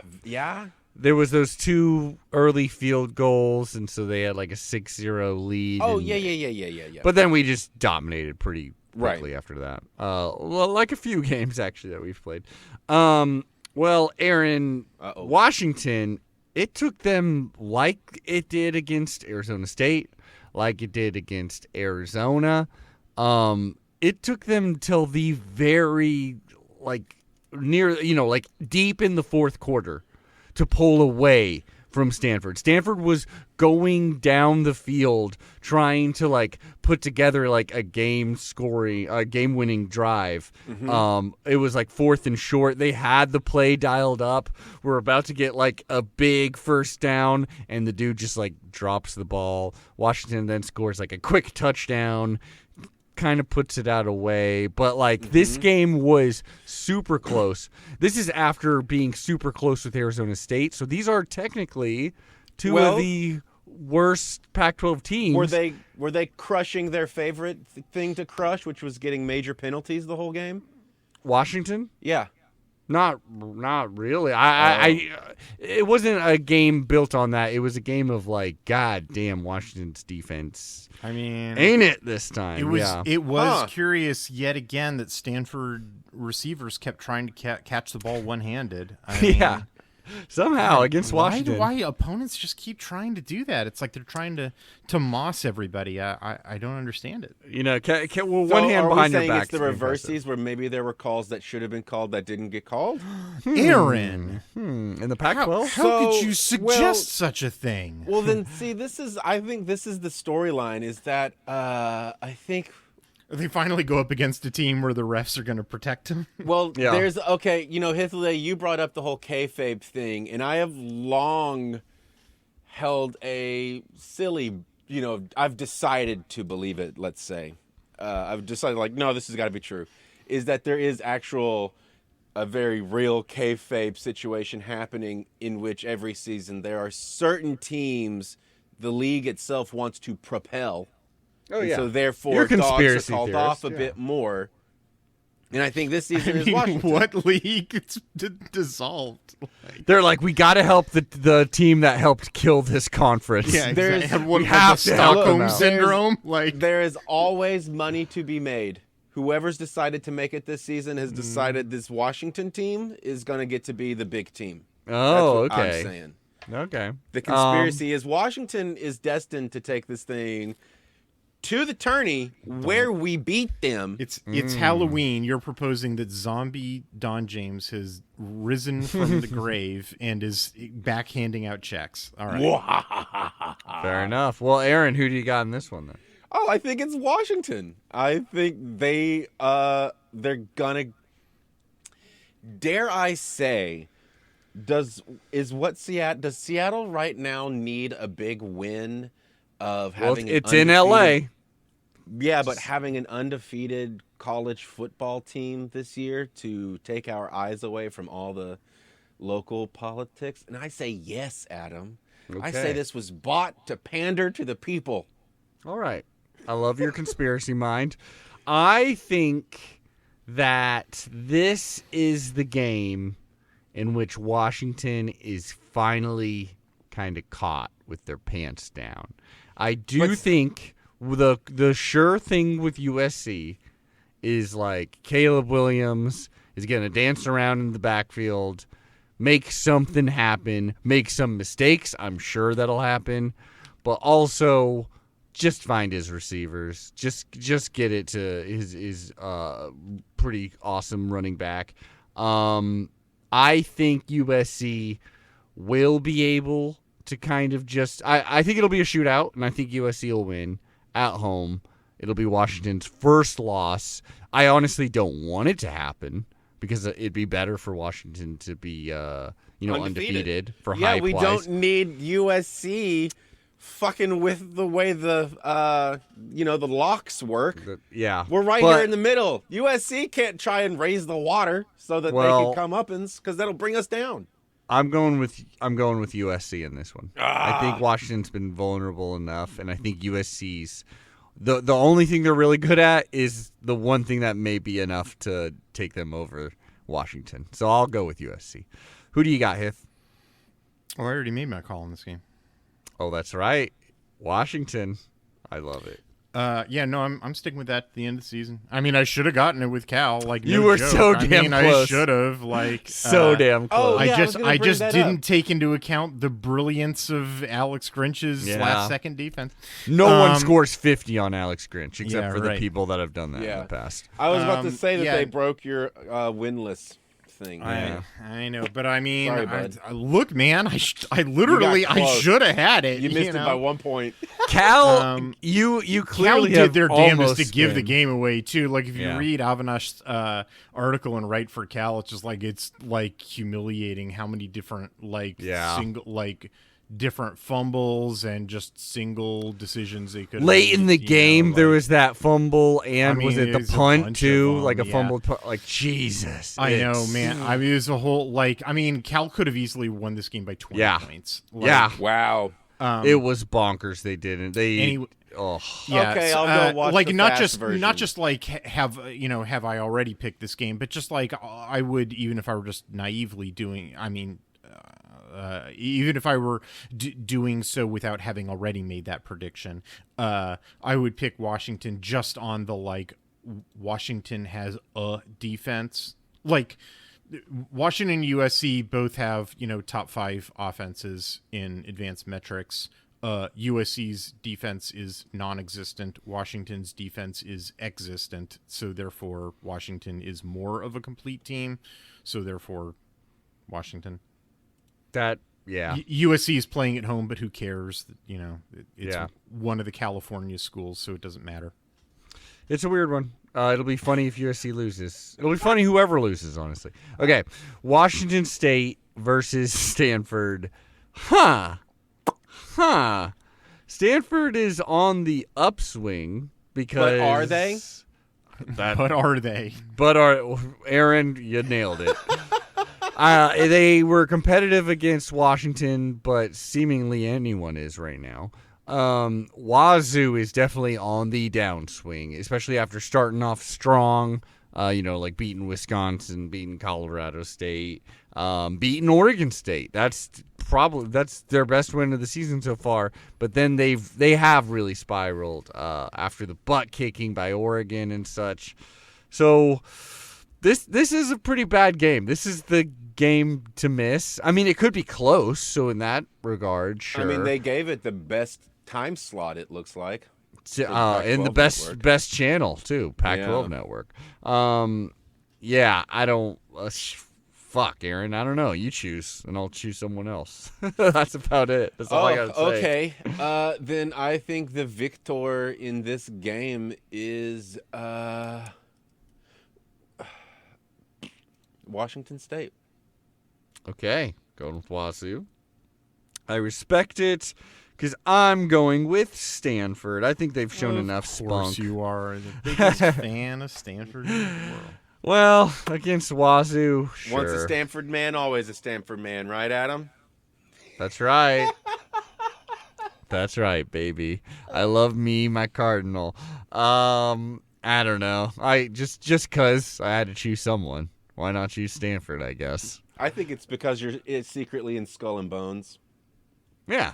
Well, I don't think that's Stanford, is it? Isn't that Yale. like Harvard or Yale? Oh, or is it something? Yale? No, don't say Shit. Harvard, man. That's a Yale thing. They'll get mad at you. Ooh, yeah. Poor Yale. Like the actual secret societies are coming to kill you now.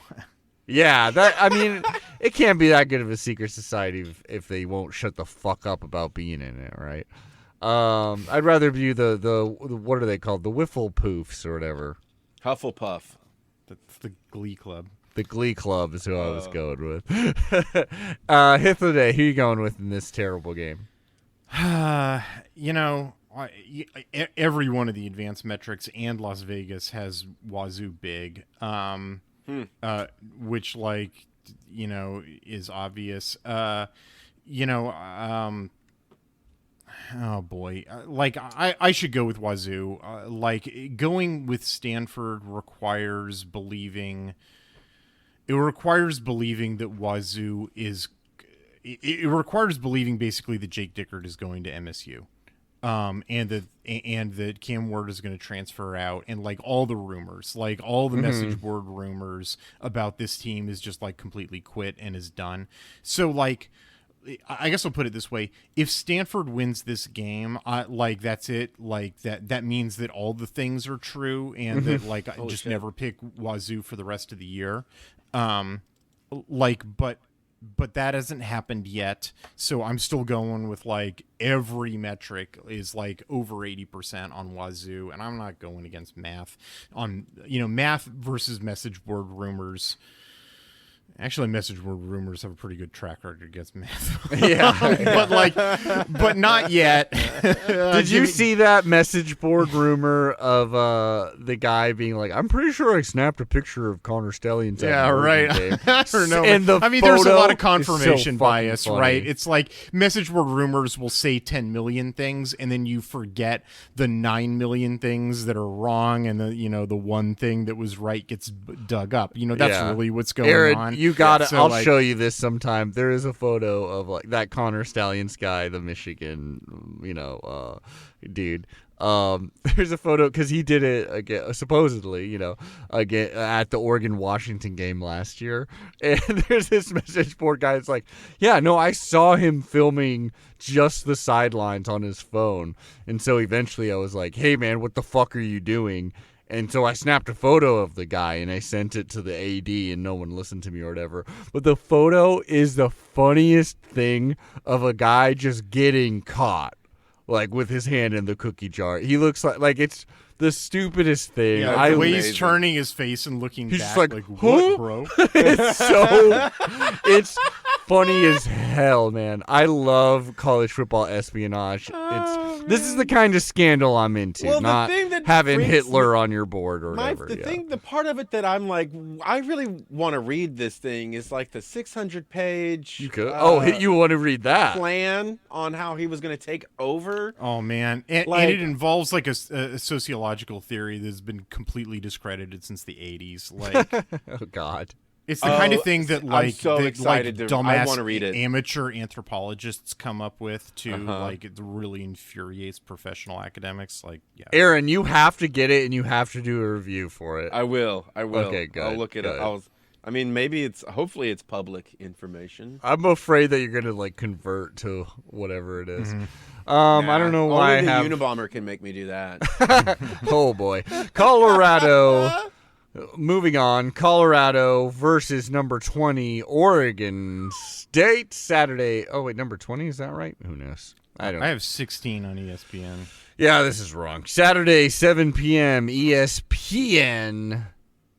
Number 16, Oregon State. That is right. Oregon State a little fraudulent too. Aaron, let me tell you something stupid that happened in this game. So Oregon State's taking on Arizona. Arizona's definitely the spunkiest little one that's in the Pac-12 right now. Yeah. They got 3 losses, but they were competitive against Washington, competitive against USC, competitive against Mississippi State, and all those losses. In 2 of those, the 2 Pac-12 losses, Noah Fafita was leading the charge. Really fun dude to root for. In general, there's some good talent on this team for Arizona. Overall, I'd say there's some good coaching decisions on their side, typically. You also got like Justin Flo being crazy as fuck as always. I'll tell you this: Arizona beat Oregon State. Wow. It was a very close game, 3-point game. And in the locker room, there's like a celebration video, and Justin Flo is like always like 140% in intensity. Okay. There's a point where he just grabs his coach, Jed But Fish. like 40% effectiveness. Yeah, oh yeah, like not the most effective dude, but Oh is my ready to God. celebrate. There's a point where he just grabs Jed Fish, his coach, and is just screaming, looking him in the eyes with like an Eric Andre intensity, just being like, "Whoa!" And you could tell like Jed Fish is like a little scared, which I do love. Is that performative shit because the camera's on and he's just betting on that to help? I don't him think out? so, I'm man. pretty I sure don't that's think so. Justin Flo. I feel like if you just Wow. had And, like- lunch with him, it'd be that intense. Jed Fish is like the performative, like will get Gronk to drop water balloons out of Yeah. a hot air balloon, kind of dude. But like on the sideline, that's like a nerdy glasses wearer, kind of Yeah. cerebral football Yeah. coach. I'm But- pretty sure he's like not actually into dude screaming in his face. He But just anyway- wants to go back to his playbooks. Yeah, Oh my exactly. He's like, God. okay. But anyways, another fun thing that happened in this game, especially after all the Beavers fans on Twitters who have been more annoying to me lately. Like I've not liked the Beavers. That my hatred for the Beavers is at an all-time high. Still not that high, but an all-time The fan high. base. Yeah, because they're, obviously they're a little angry that we're part of the reason why the Pac-12 is being destroyed. Whatever. Why didn't you go down with the ship too? Yeah. Anyways, but we're in our awesome badass lifeboat. But so that's annoyed me with Beavers fans, and they've especially, like ready to shit on the Ducks at any moment, including being like, oh, their idiot coach with all those fourth down calls against Washington, they should have gone for the field goals, blah, blah, like really hype, whatever you want to say about that. But Aaron and Jonathan Smith, he's a genius on the field. Like, oh my goodness, just always making the smartest decision. They made one of the dumbest decisions I've seen on a football field in a while, in which they were like at least 25 yards out. I forget exactly. Like, so it's winding down, very close game at the half. I believe it's the Beavers could take the lead. I think they're tied with a field goal. Their field goal kick, I don't even know how their field goal kicking has been, college level, not especially bad. Their special teams have been kind of bad. Is it bad enough where you think this was a smarter decision? No. No. Okay, so they're like about 25 yards out or something like that. They're going for the field goal seemingly, but then it kind of looks like, I think there's even like a timeout or something like that. So it looks like, like maybe they got something up their sleeve. Maybe they were going for a trick play here. But so they go for the field goal, but no, they're not. Instead, they drop a fake play. There's about 3 seconds left, all right? So you only got time for either a kick or one deep shot. Yeah. You would think. They drop this trick play in which it all comes down to the kicker now has the ball. He's got a couple of blockers in front of him, and he's going to go for the 25-plus yard touchdown run. And that fucking goes nowhere, right? Because you're hoping a Camden Lewis type is gonna like be able to juke or blow past somebody or blow through some. And it was the just best like, part is the kicker's name is Atticus Sappington. yeah. I was like the most Civil War name you've ever heard. It's like this dude's in the wrong time period. Yeah, exactly. You can just imagine him writing a letter like, "Dearest Mildred, the coach has asked me to run." Oh my God, he has the name of someone who like played before the forward pass, so maybe it was just he was supposed to, and he has no concept of it. No. What's the last name again? Sappington. Atticus Sappington. Atticus Sappington. Yeah. He's now my new best friend. I mean, it's not on him. No. Sappington was never going to make it. But, like, it makes it so they got to go for, like, the on. And, all these things are just because they didn't get that field goal doesn't mean. And they lost by 3. I know. It's real. I mean, it's a curiosity in the game, but they do lose by 3. Yeah. I generally think that fans always fixate too much on a single play. I mean, it was a stupid fucking play. The fact that they were within 3, this is a team that's coming off of like whatever it was, a 10-win season.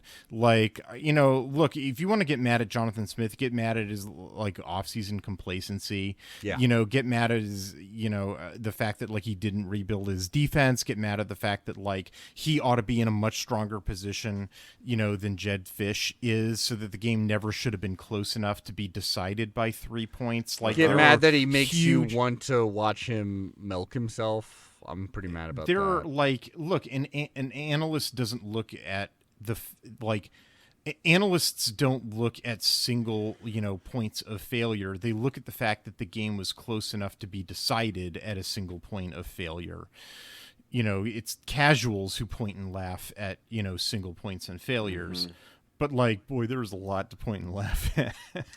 But otherwise it was a pretty close game. But Arizona winds up the victor. DJU is like an upgraded quarterback, but not a quarterback that will be able to.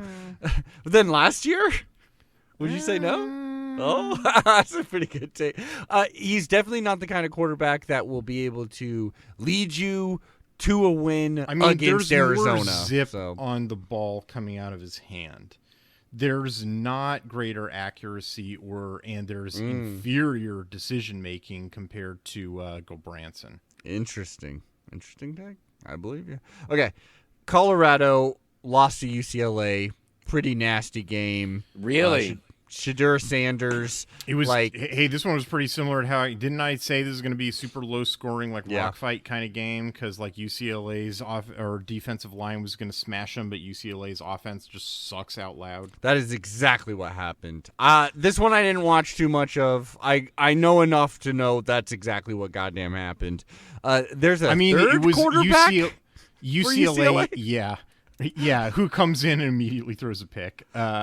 After they call him Mariota, I heard. Yeah, exactly. It was like, Chip Kelly compares this guy to the great quarterbacks he's worked with, like Marcus Mariota, and as the word Mariota is like reverberating in the broadcaster's booth, the pick is sailing through the air majestically into the like Travis Hunter's hands. It was just like, great. Awesome. God damn. Whatever the opposite of a quarterback whisperer is, that's what Chip Kelly is at UCLA. Holy shit, right now he is. It just has ended up making, I think, the overall worst decisions. It's just like the wrong playbook. Like, it's exactly what I said. Spent like 8 paragraphs in my June preview of UCLA describing exactly why this was not going to work out, and it proceeded precisely as I described, down to like how he was going to like wind up bailing on Dante Moore and then go through a rotation of quarterbacks, and in the order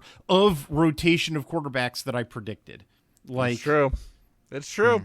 So UCLA is an interesting one right now that they're still in it. Yeah. But Colorado. There's another thing. Remember a couple of weeks ago when I said that there was a 4-team knot in the Pac-12 that had played, and those were UCLA, Utah, Washington State, and Oregon State. Yeah. And that they had only played each other. They had played out of conference games against garbage teams, and they'd beaten them all, and that it was like a house of cards, and they were all holding each other up. And that as soon as they started playing and that they were all as good as each other. They were either all 4 good teams, they were all 4 mediocre teams, or they were all 4 bad teams. But as soon as other teams started playing them, other teams that we had like more data about, that those games would establish where, and that those 4 teams that I said, again, UCLA, Utah, Washington State, Oregon State, that those 4 teams, they all formed a loop because they'd all beaten each other, right? Because Utah beat UCLA, which beat Wazoo, which beat Oregon State, which beat Utah. So they were all like equal. That as soon as we started getting outside data, on them, that the house of cards would collapse. They would either prove themselves to be all real good, or they would all prove themselves to be all real bad. Well, what started to happen? Arizona smashed Wazoo, right? Oregon smashed Utah. Arizona State smashed Wazoo. There's the list goes on, like Arizona beat Oregon State, right? Like all of these teams, like ever since they stopped playing each other and start having to play other teams. UCLA was in a rock fight with Colorado, who's like on the bottom of the conference, right? Like look at those 4 teams once they started playing other teams, or at least other teams not named Cal. Like, or USC. No joke. Yeah, like as soon as they started playing other teams, like, Arizona, Oregon, etc., like, they started like either losing games or getting in like serious rock fights, and like they've been like falling off of cliffs because, like, yeah, exactly, man. Yeah. Yep, it's true, all of it.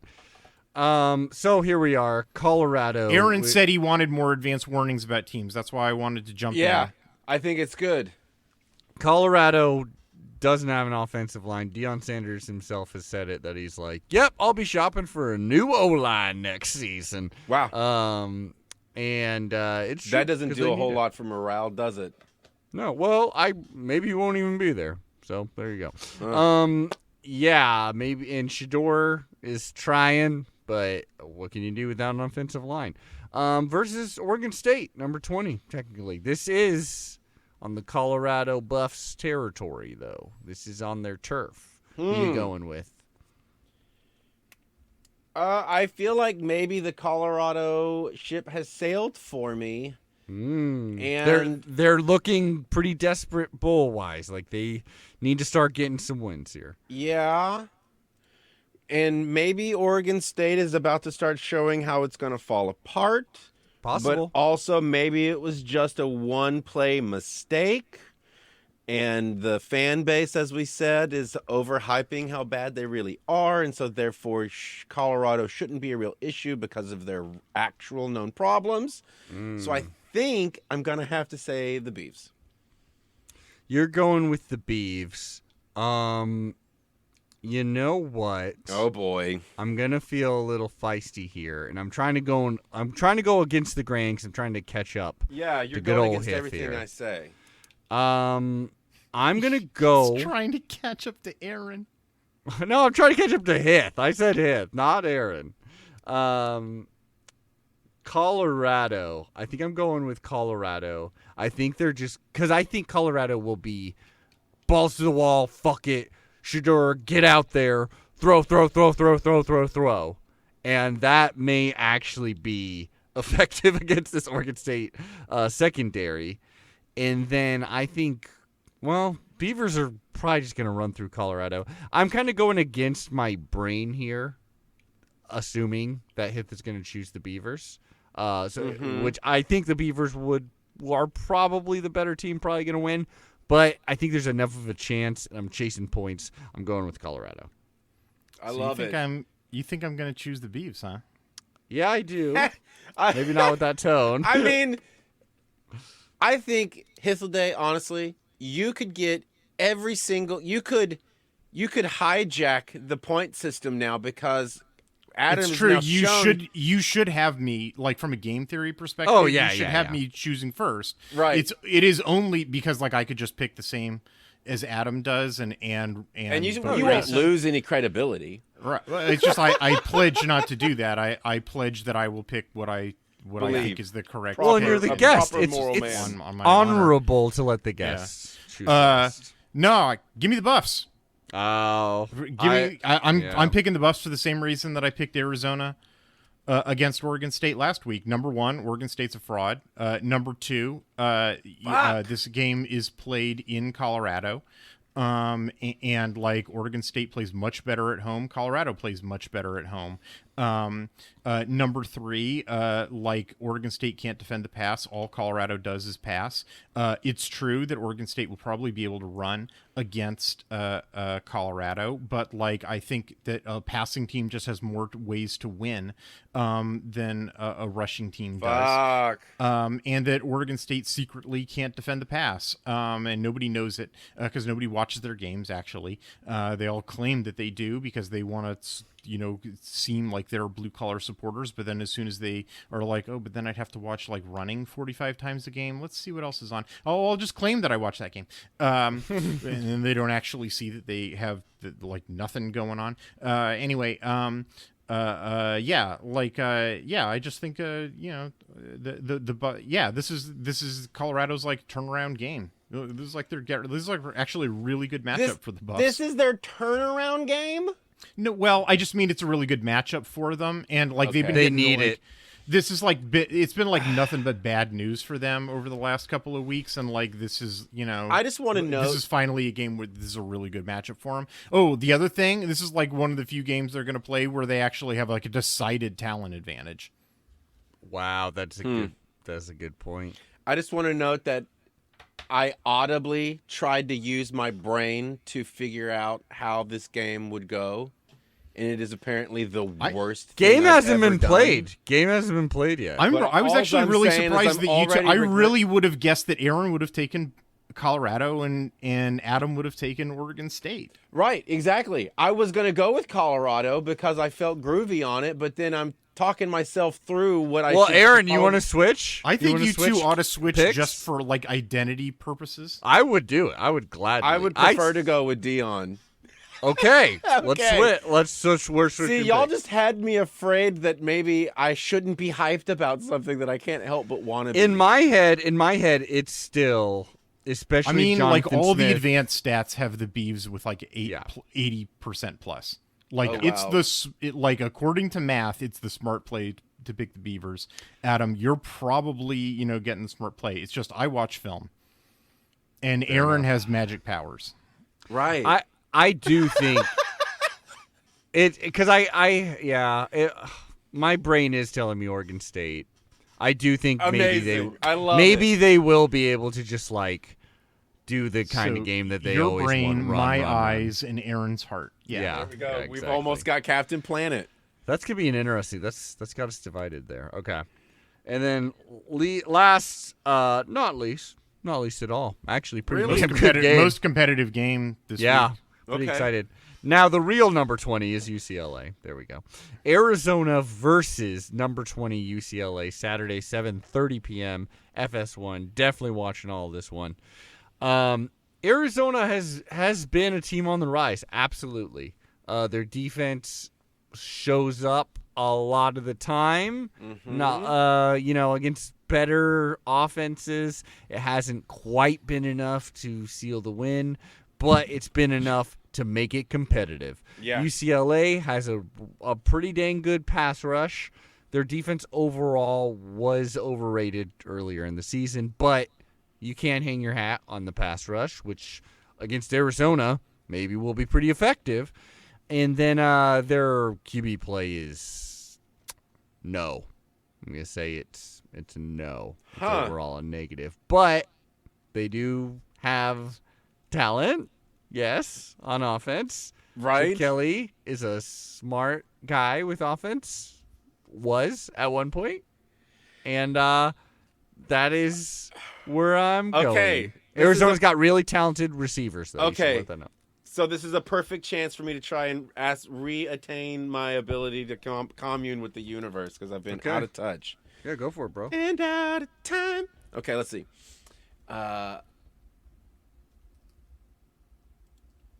Take all the time you need. Dead air is fine. Okay, I know. I'm gonna say I actually think UCLA is gonna win this. Okay. I mean, they're favorite. Okay. Okay.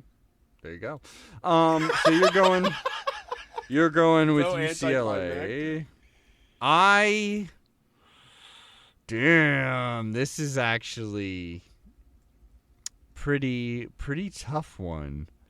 It's at home for Arizona, which surprisingly has been something for them. I mean, it's the Okay. desert. It is the desert.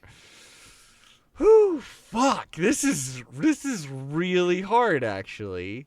Because you're trying to also think about what Hythloday is gonna pick. I know it is. Right? It is a Okay. game within a game. Okay, Well, so this is I've got a great. couple. I got two picks that are different than Hythloday, so I don't necessarily have to go that way. Sure. I'm just trying to go with who I think will actually win. UCLA's QB situation really hurts my brain here. I didn't realize it's that ugly. I mean, three different QBs, and your most talented one is a freshman that you maybe kind of like fucked with his brain by like, well, no, you're not the starter. No, you are the starter. Take 10 sacks, throw 5 pick sixes. Okay, now you're not the starter anymore. I'm gonna go with UCLA though.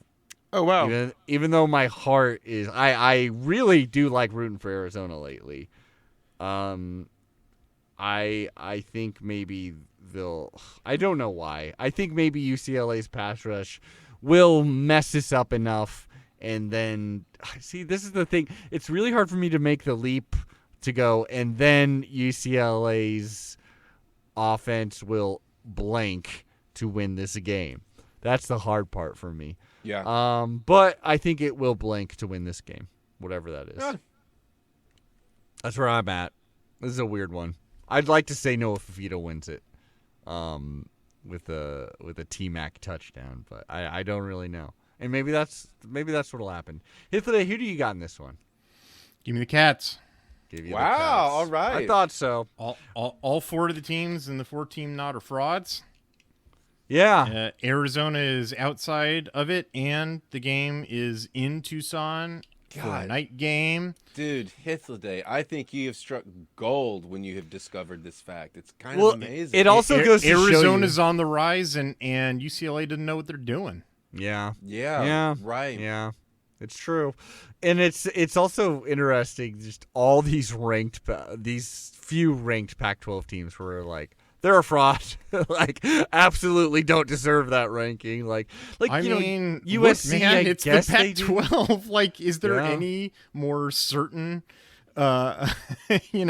storyline than there being like mid, mid-level Pac-12 team is mid as hell? Like, Well, usually we don't get ranked. Usually the difference is these Yeah, I two guess. lost teams wouldn't have been ranked. So it's like, yeah, who knows?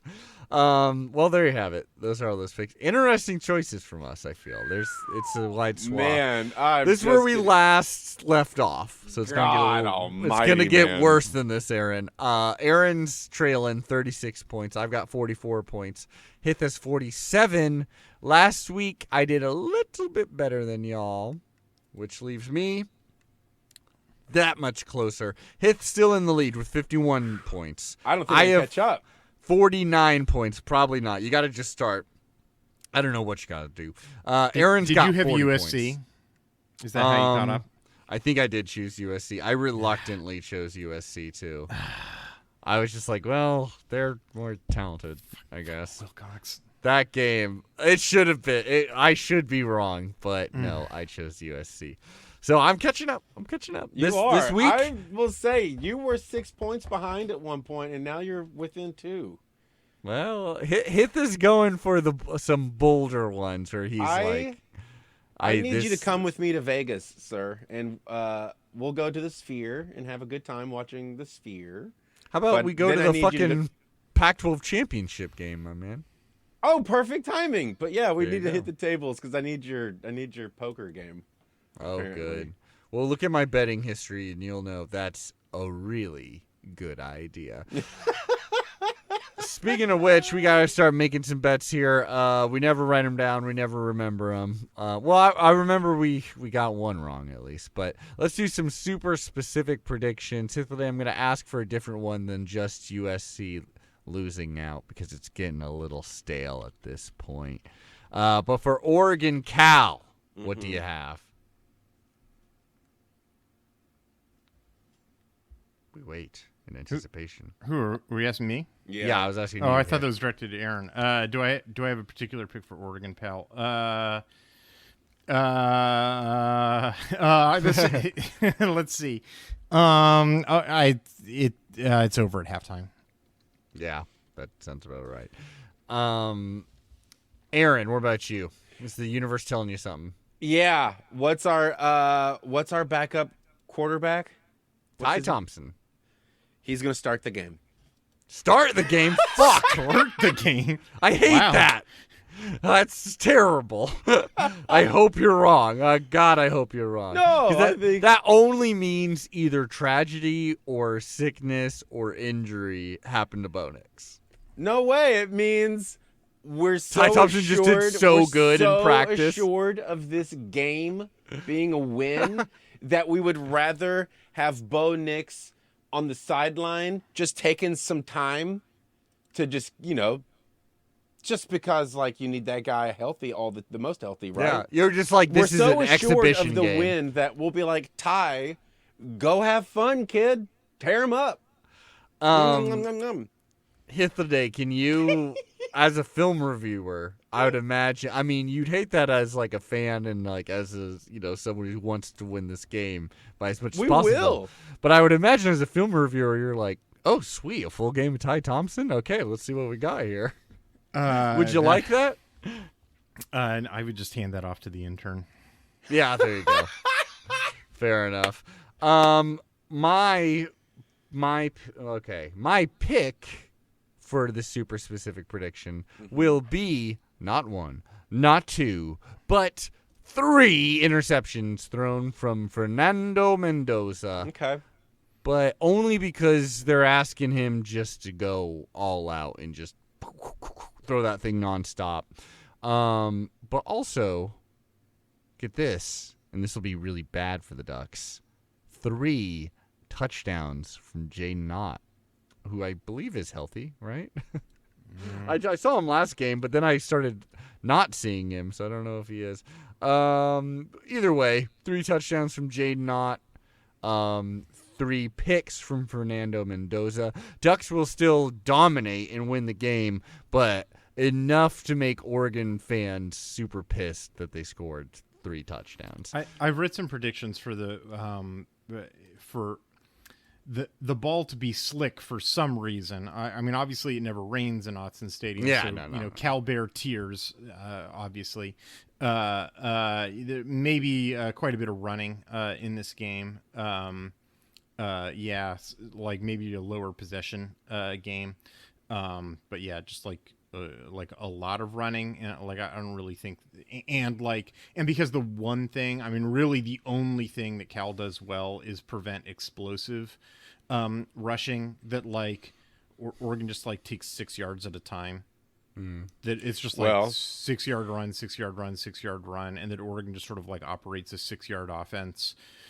And takes 10 play 6 yard drive, some screen passes maybe, and then just sort of marches the field, and then Cal tries to throw it some incomplete passes, maybe an interception, and then Oregon just does that again, and then it's the game's 28-6, or something like that, and it's just oppressive, it's one of those games. And just Cal doesn't want to be there, unlike the USC game where they were clearly yeehaw. Oh yeah, they knew, they smelt the blood in the water. Well, I just want to say that only helps embolden me to believe my theory, because if we're gonna be doing a lot of running, why not start with Ty Thompson? There you go. You know what? I'm actually gonna change. I'm gonna add to my prediction. No, I'm just gonna straight up change it. I'll still say the 3 picks, but I'm taking away the 3 touchdowns. I'm going to say the exact score is reminiscent of another rainy game in Eugene, Oregon. That would be on September 28th, 2013. The golf game. The score will be 55-16. Oregon will win in exact fashion as they did that day. There you have it. Listeners, at Hithladay1 on Twitter or X, whatever the fuck you want to call it. At Quack That's the complaint Podcast. department. If you have anything bad or negative to say, just at there. If anyone offended you on this episode, at Hythloday, HYTHLODAY, the number 1. You throw all your insults over to Hythloday. And at Quack12 Podcast, if you want to leave us a nice message, something, encouraging, meaningful. $5 over at Patreon will go a long way, as will following us on YouTube and or all the other shit we're on, such as Twitch and shit. TikTok, and make sure to stay addicted to Quack. That's right. See y'all next week. Quack, quack. Quack, quack. Bye.